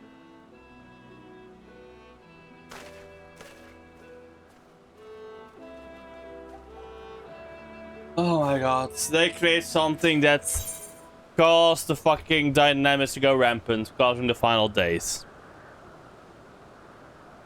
That is my feeling, by the way, now.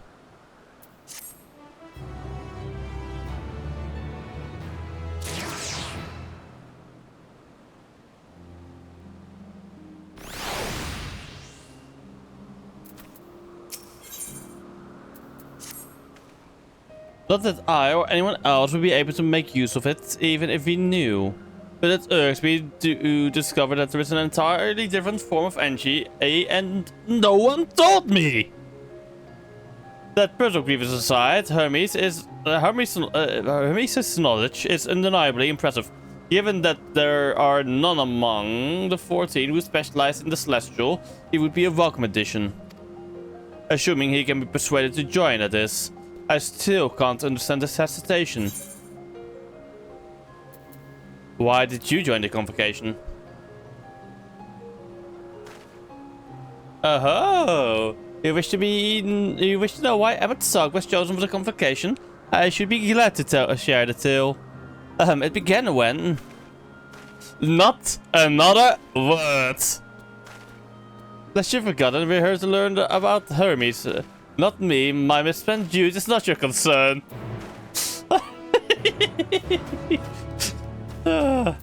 Hits low, Deus. Literally lost messing with Emmet. My apologies for the wait. I have inspected the Empelos to my satisfaction. All is well with the creature, and I dare say it won't be long ere it is released onto the world. Another creation, however, reportedly isn't faring so well. The Charybdis. That is what we shall tend to next. If you would follow me, my friends, we shall return to the main isle and head north. Over here.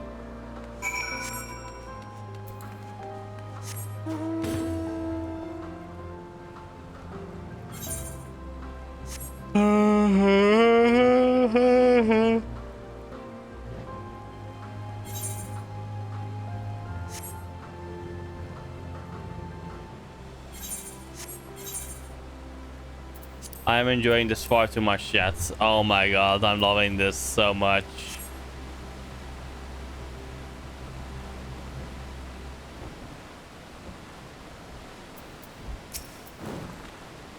Hey, Fab.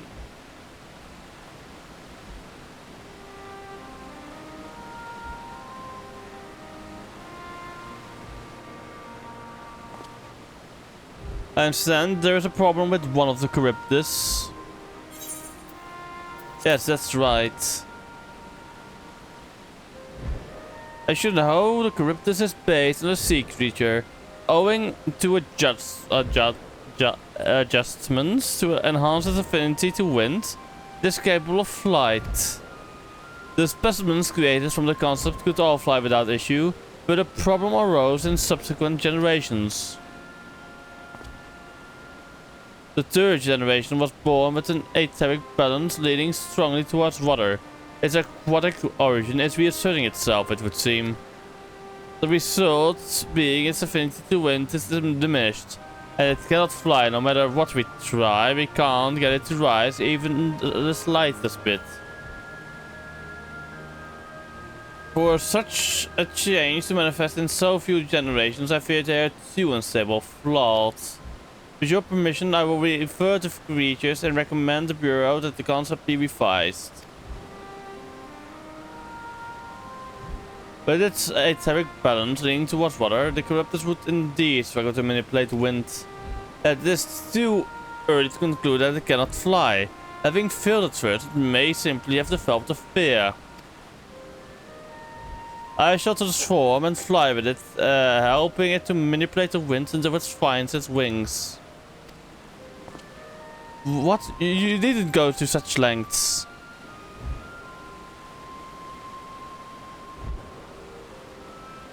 You don't know? But of course not. Transformation is an art in which one manipulates a vast quantity of aether to construct another body around oneself. In practice, this allows one to assume any conceivable form and thereby transcend the limits of one's flesh. Yet, convenient though it may be, transforming in the presence of others is considered vainglorious in the extreme, as uncouth and unseemly as running about robeless. Shameful. Am I to understand you make a habit of this? Nothing of the sort, it's just that when transformed I can view the wind and fly. It may seem excessive, but what is our shame next to the lives of these creatures? They deserve a chance, and we owe it to them to do all in our power. Be that as it may.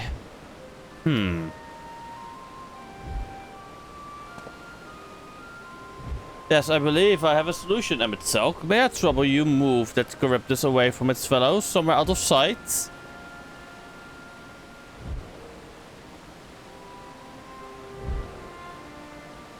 Well, I'd like to just see how we prepare here. What mischief are you scheming now? No mischief, I assure you, but I would spare you the need to report to your colleagues that hermits committed an indiscretion. So have a little faith and run along.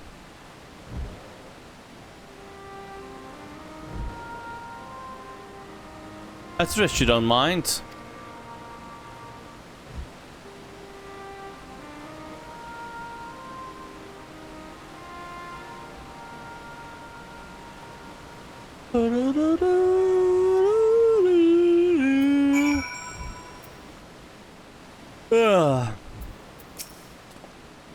Emmett Selk is outside. Good. Let us speak of the plan.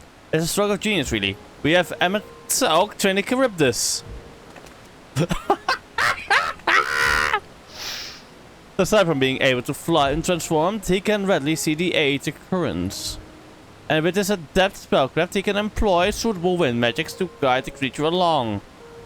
While he is indeed capable of all you described, it is not his duty. I am loath to trouble him with it. Don't be, as I mentioned, it would be for his own sake. With that settled, let's begin at once. Harrow, I want you to go to Emmett Selk and tell him that you have a favor to ask. He will be disinclined to cooperate at first, but you mustn't be discouraged with our friend. The trick is to be unflaggingly persistent. Off you go now, and good luck. Oh my god. Hitlodeus is a fucking shitster. Oh my god. He is the biggest troll in Amarat. Oh my god.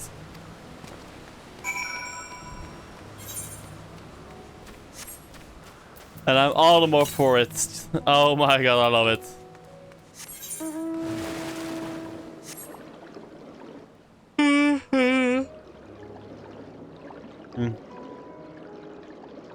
Okay, after this quest, I'm gonna have to head to bed though, because work tomorrow, sadly. Even though I would love to stream more for today, I will have to go out. Sadly.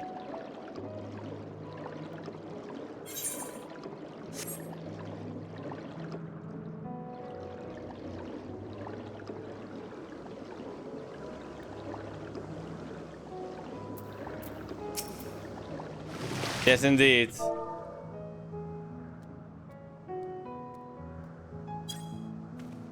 Oh, no, you don't. I'm not lifting a finger. I don't know what Hitlodeus is up to, and I will not be made to know. I refuse.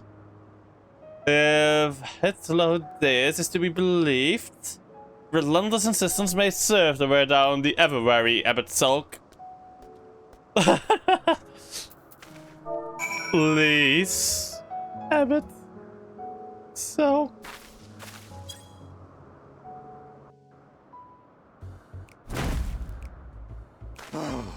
No, no, no. You are not foisting this nonsense on me.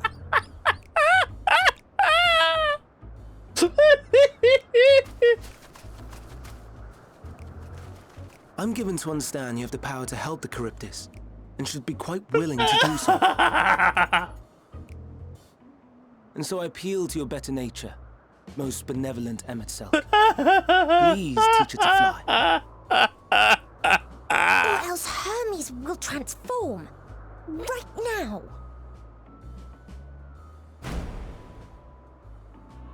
Now, there's no need to go quite that far. Altruism is its own reward, as I'm sure he would. Oh my god. Oh, would he now? And who contrived to put me in this position, pray tell? Nothing so devious. I merely suggested a possible course of action.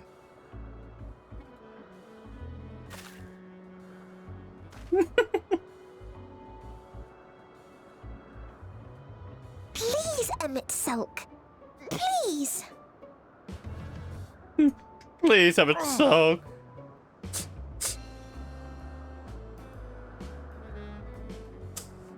I did not come all this way to play nursemaid to your creations. I thank you to remember this favor and let it be the last. You say it every time, don't you?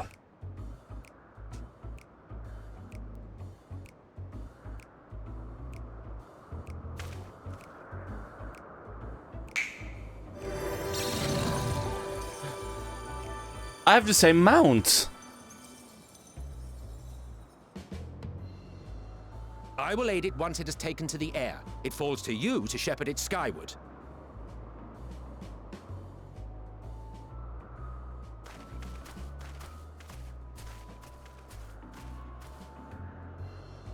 Well, let's relax and enjoy the spectacle, shall we?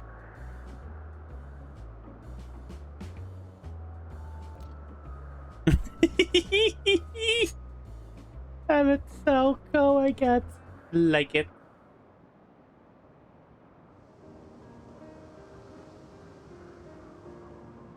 You were wondering why Emmett Selk joined the convocation. Truth be told, he wasn't the first choice for the office.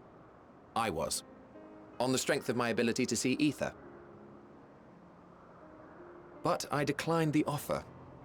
For though my vision is exceptional, I am pedestrian in all other aspects. Worse even. Quite abysmal when it comes to manipulating ether, for example. Couldn't transform even if I had a mind to do so. What good is the ability to perceive a problem if one cannot act to address it? Emmett Selk has no such shortcomings. He excels in vision and manipulation both, the latter to an extraordinary degree. If there is a mage more powerful, I do not know of them.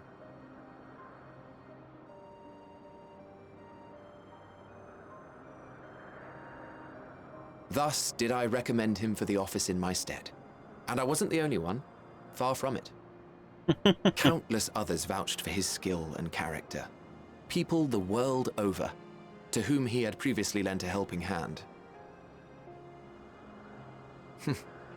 Oh, how surprised he was. Claimed he hadn't done anything remarkable for anyone. Modest to a fault. Okay, so he deserved kind every bit of acclaim he received. Yet he may well have gone unappreciated were it not for a mutual friend. SM? A singular soul who can't help but involve herself in the business of others. Where she walks, excitement is certain to follow. Her antics irritate Emmett Selk to no end. But much of his grumbling stems from genuine concern. When our friend calls, he never fails to answer and lend his talents.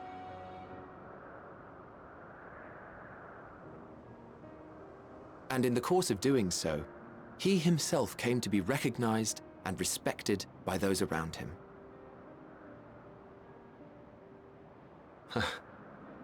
They are truly remarkable individuals, and I'm proud to call them friends. To help them realize their dreams. This will be my greatest contribution to our world.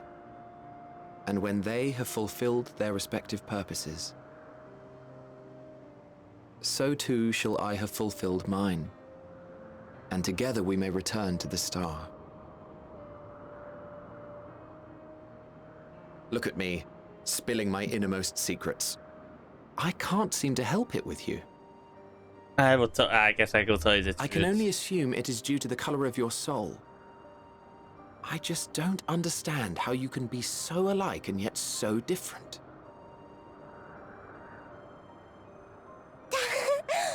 Well done, my pet. Well done!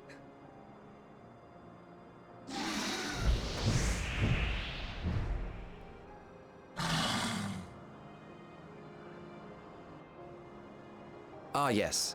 I dare say the Charybdis will be fine here on. Why don't you go and signal to Emmett Selk?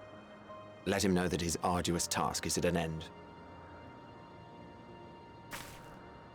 I wonder, will I really feel it in the end of what I am?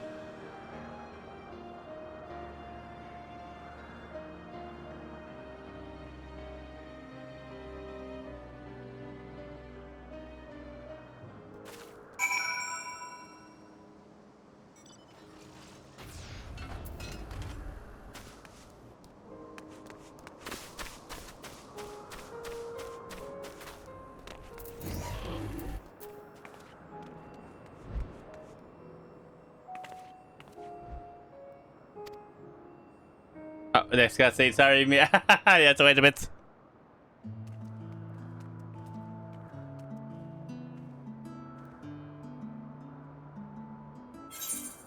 I have no words to express my gratitude. Thanks to you, the Charybdis has learned to fly.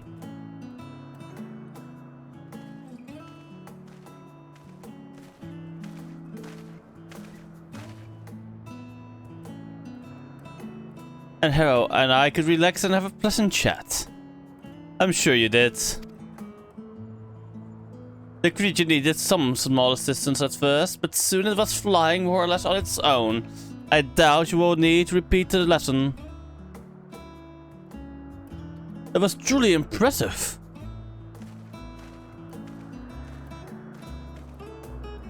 I witnessed it all from afar. The Charybdis flies. Indeed, with this we have proven that even a creature with skewed etheric balance is capable of flight. Though we helped it to achieve this, the Charybdis is a herd animal.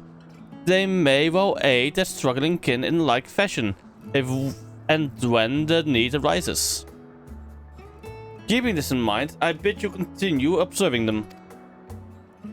And that is what you want. But if I may say so, rather than hoping an idealistic possibility comes to pass, would it not be simpler to have the concept adjusted?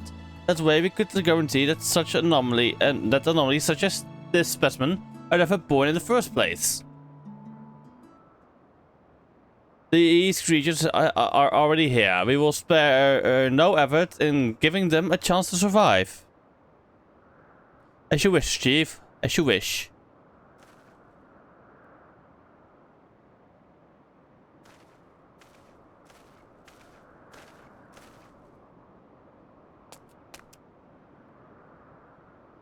Hermes. I'm fine, don't worry. Well, that concludes all of my present tasks. Let us return to Anagnoresis for now.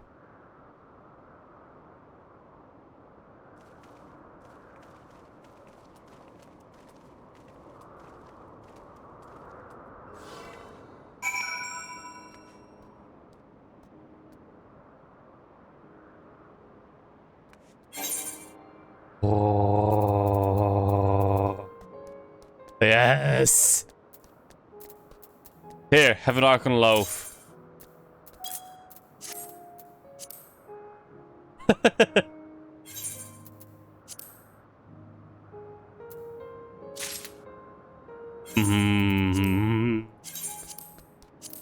Fuck.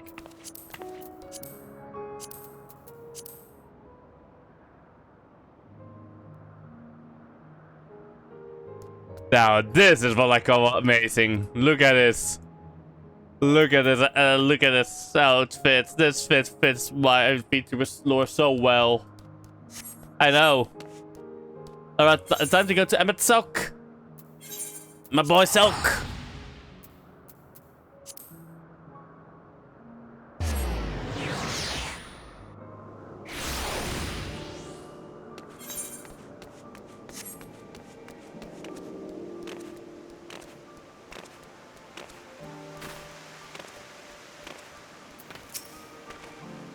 What? Want to apologize for forcing me to help you? Help? Do you? Save your breath. You didn't force me to do anything. I merely choose the most expeditious way to have done with an impediment to our business.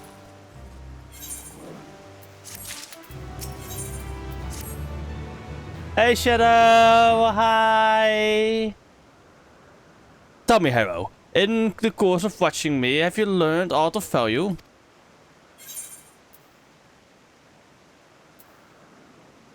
Dynamis. Dynamis seemed promising.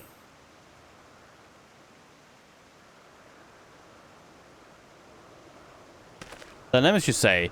Curious that such an obscure phenomenon should be of interest to you. Chief Hermes, what good fortune to find you here. Is something the matter? Lycaon. I'm afraid it's done it again. No sooner did we release one for observation than it set upon the nearby occupieds, slaughtering them. Was the creature hungry or somehow provoked? I just fed them myself, and the occupieds were keeping a white bird. It is the nature of the Lycaon that is to blame. Their innate viciousness. Temperament aside, this is an outstanding creation, perfect in form and function. Though it may not be suited for release, I have no doubt that the Bureau will accept its concept for preservation. In any case, there is no point in postponing the inevitable. Doris will refer to them all once the paperwork is in order. There's the scene of the incident.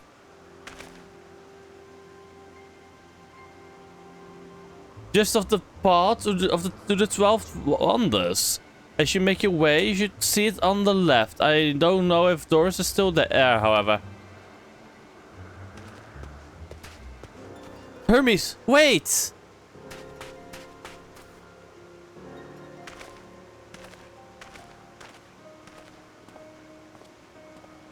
If this is part of his work, then I would observe. We follow.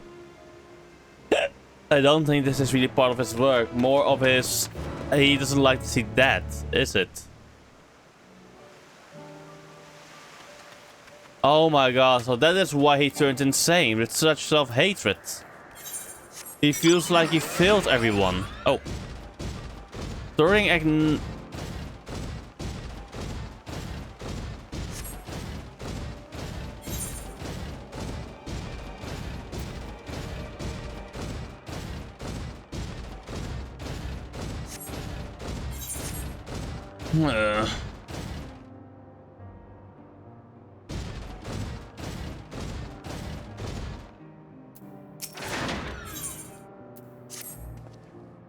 Welcome, friend, to Anagnorices. I'm Sockless.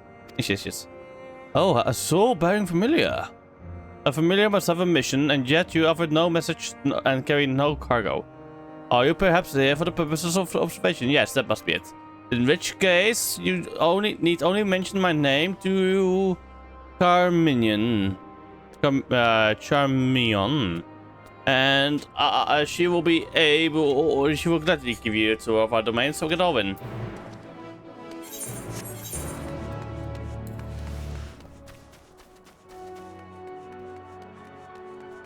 Wait, I was going to go to bed. Fuck. That's yes, yes, what can I do for you?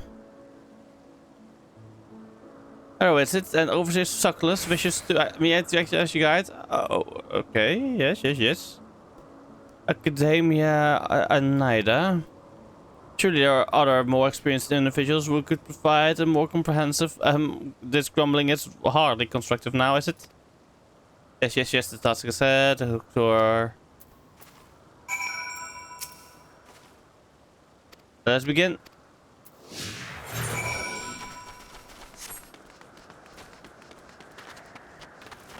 Okay, I will do this one, then I go. Just honestly, I am so stupid.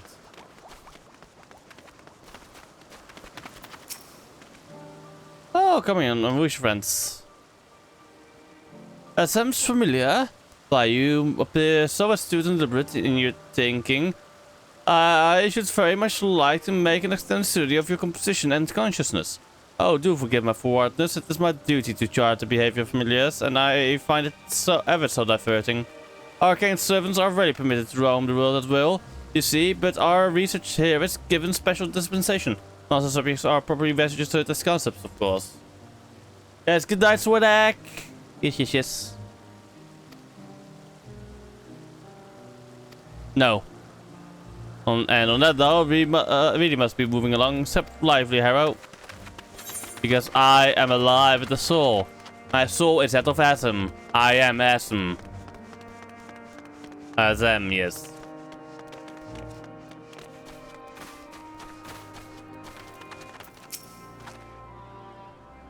What do we have here? Interior structure. No, just kidding. Yes, I'm accompanying Hero here. Yes, she's on tour. Which creature? Yes, territory.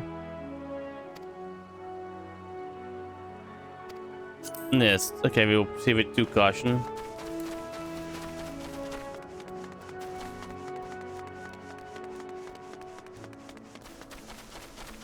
Blaster.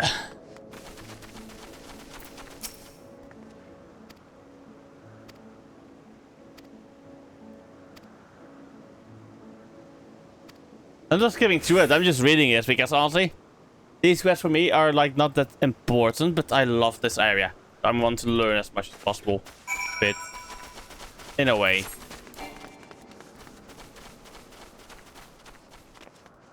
And I'm kind of ready to it because I am getting tired as well. What the fuck now? And I have to head to bed as well. Fuck. If anybody has a raid target, please let me know.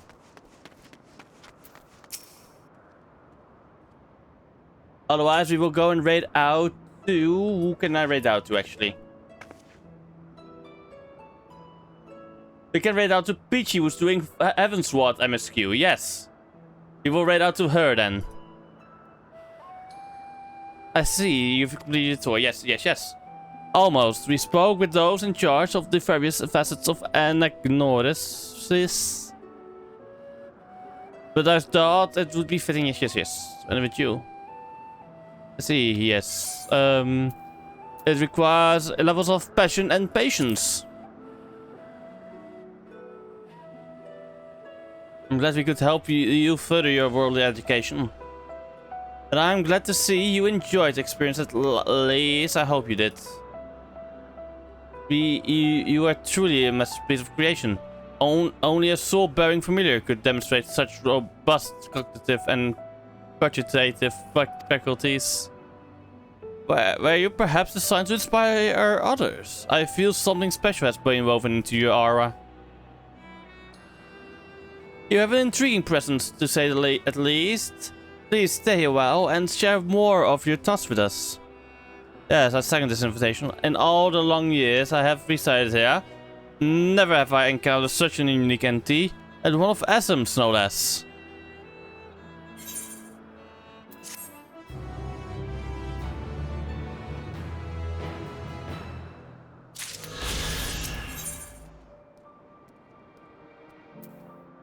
I will do you later. This side quest I need one to do as well. Okay. Time for bed. Time for me to go to fuck to sleep, chat.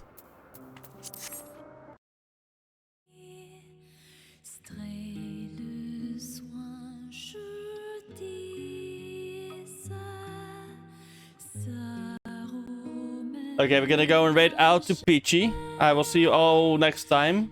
Good night. I hope I will stream tomorrow. Otherwise, I will stream at least on Friday. I will continue with MSQ. Saturday, most perhaps. I don't know for sure. But I think next week I'm just gonna make a schedule again, yes? Okay, see you all next time. Good night, everybody.